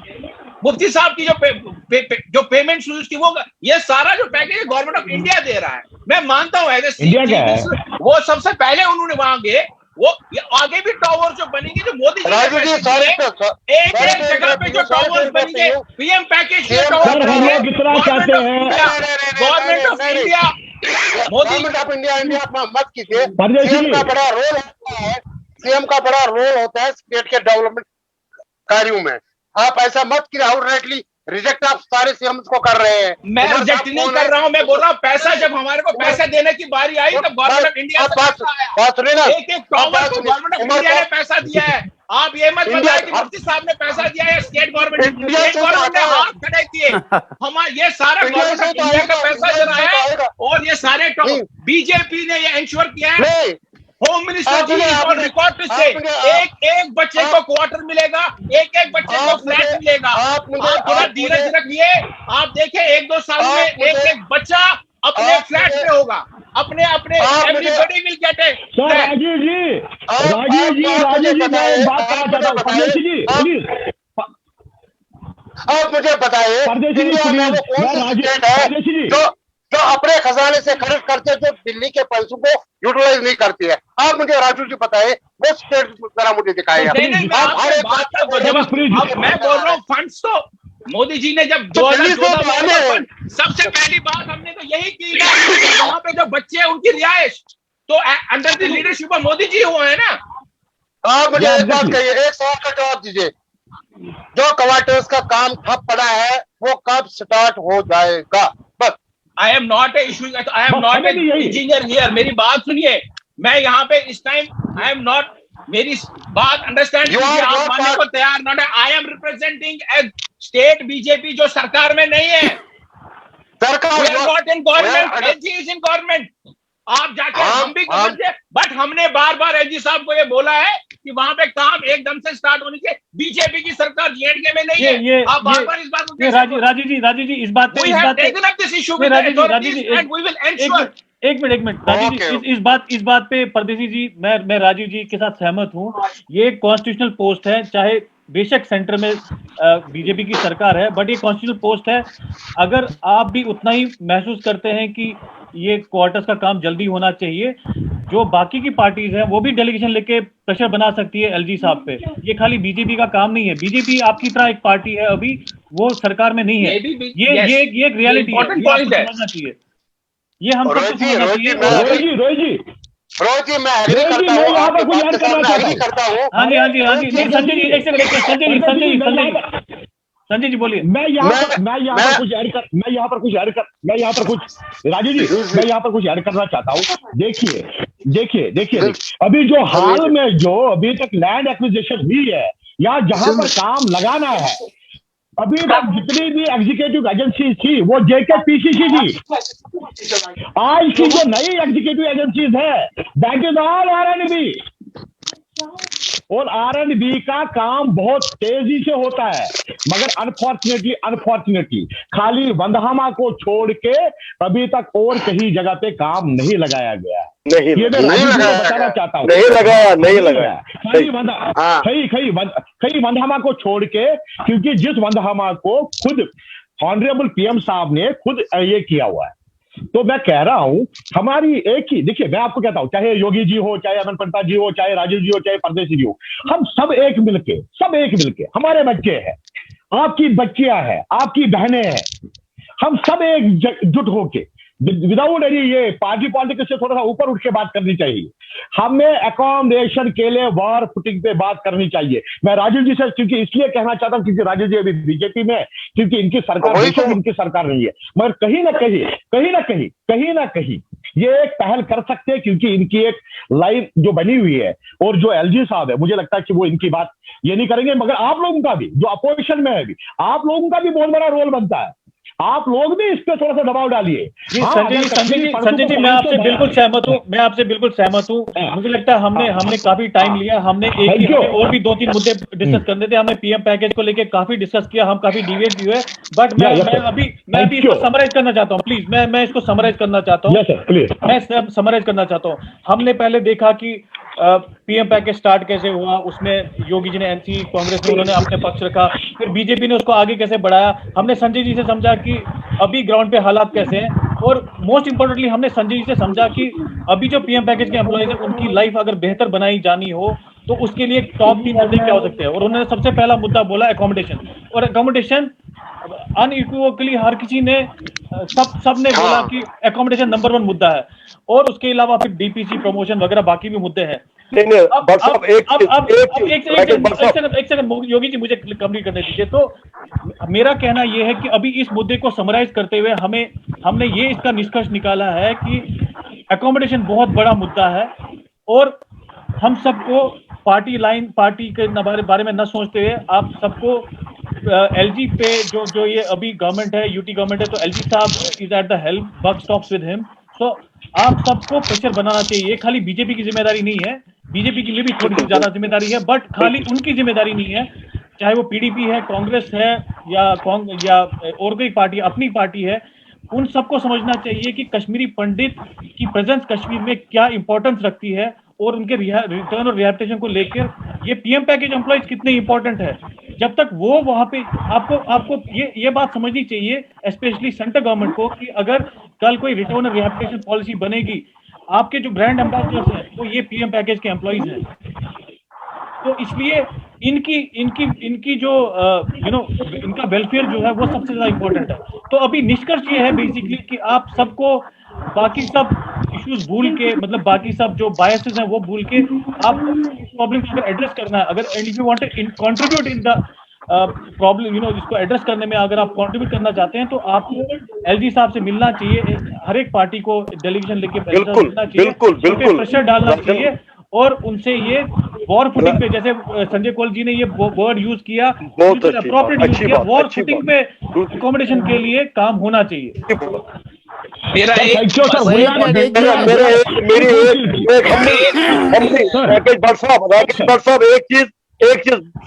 संक्षेप में मैं भी बोलना चाहता हूँ।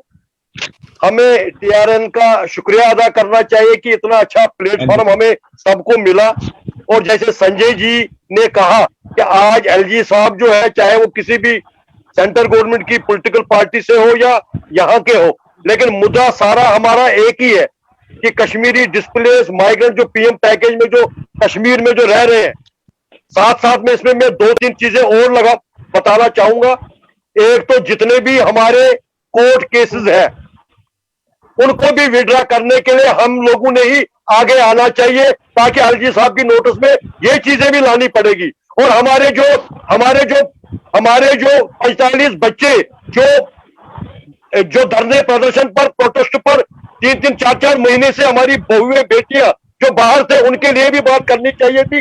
जैसे भट्ट साहब ने कहा हाई कोर्ट का आर्डर था उनके फेवर में था, वैसे ही हमारे शॉपकीपर्स जो है, जो दुकानें बनी हुई है और वहां यूपी का या दिल्ली का और वहां पर जो लेबर रहती है, लेकिन हमारे कश्मीरी पंडित जो है उसमें भी कई लोगों ने स्टे लाया है।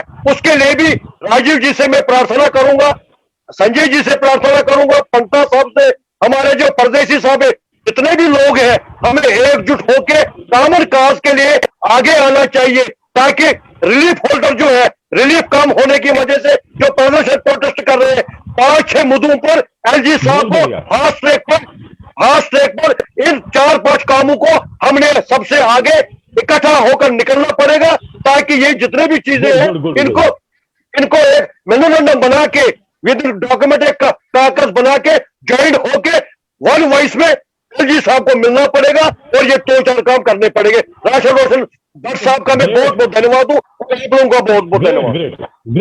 ग्रेट सर, मैं भी इसका संक्षेप में थोड़ा सा कहना चाहता हूँ राकेश जी। देखो राजीव जी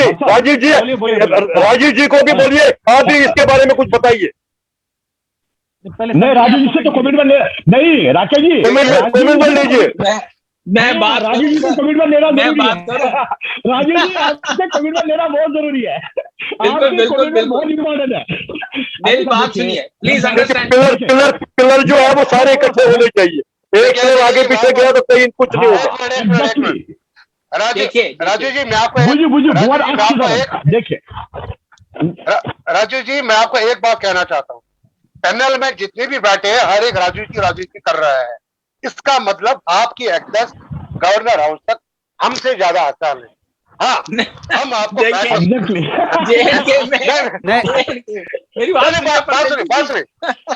बात सुनिए मेरी, यह हकीकत है। गवर्नर साहब का रोल है दिल्ली और कश्मीर के लोगों में एक ब्रिज का पुल का काम करना है। नहीं वो बात और दिल्ली में जो है वो बीजेपी गवर्नमेंट है और आप बीजेपी कार्यकर्ता है।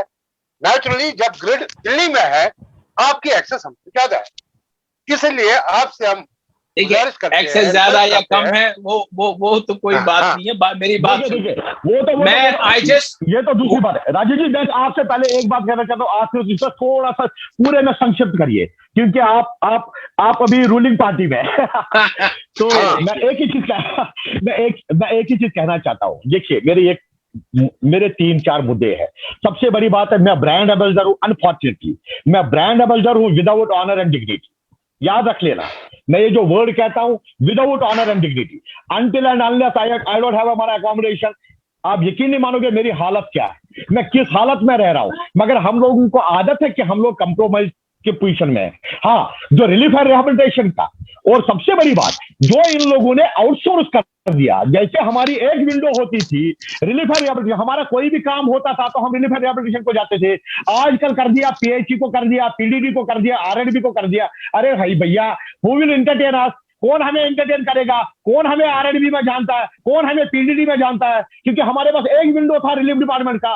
और सबसे बड़ी बात, जितने भी कश्मीरी पंडित जितने कश्मीर में है, मेरे को एक चीज बताओ, एक डीसी साहब की दरकार है जो डीडीओ पावर हो, जो यहाँ का सारा कुछ देख ले, ताकि रिलीफ कमिश्नर का जितना भी आधा काम कम हो। हम हमेशा रिलीफ कमिश्नर के पीछे पड़ते हैं। अभी तो मैंने कहा, हम सारे मेरे को एक चीज बताए।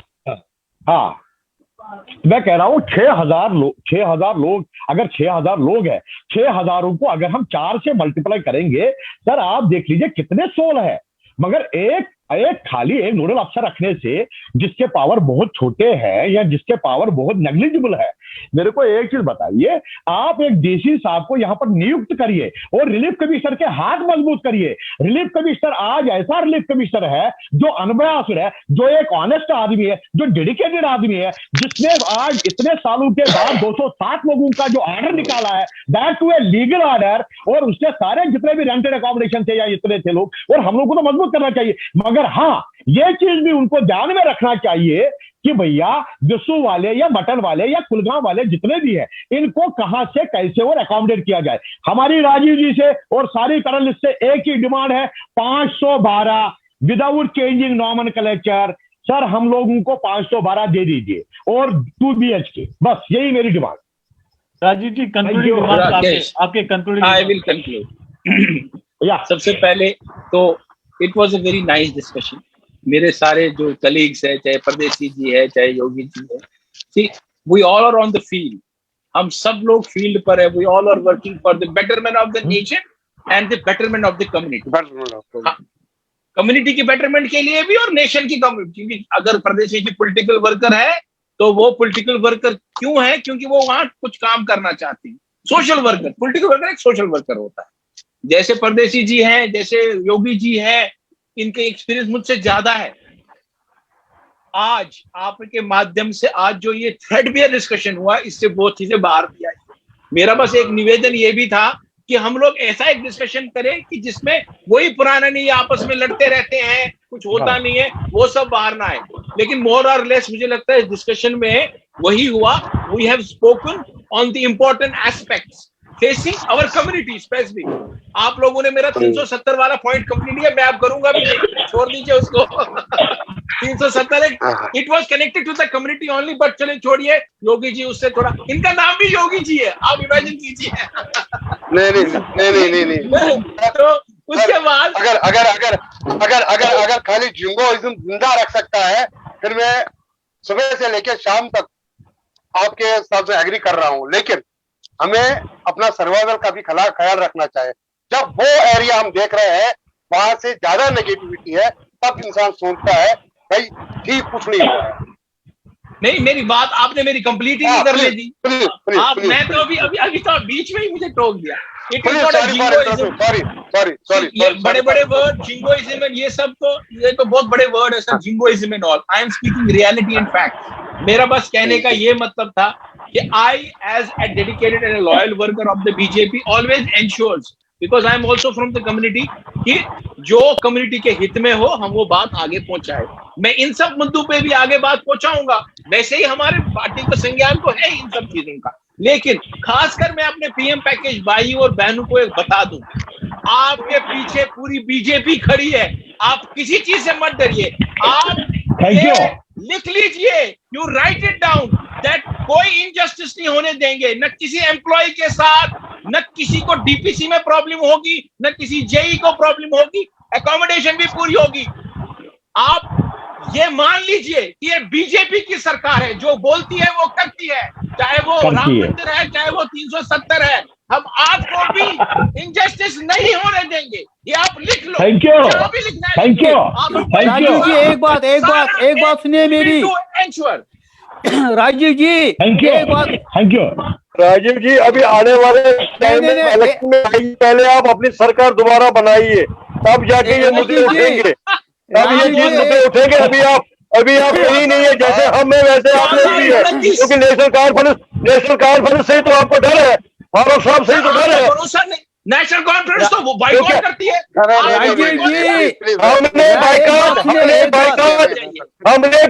हमने बाइकआउट इसलिए किया था कि जो पंच और सरपंच और बाकी लोगों की जाने जो जाया हो गई, उसी सिक्योरिटी के बारे में बात की थी।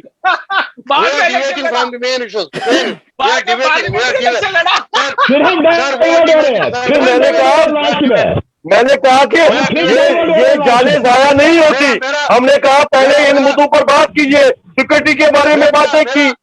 क्यों? हेलो राजीव जी, हेलो, मेरा एक पॉइंट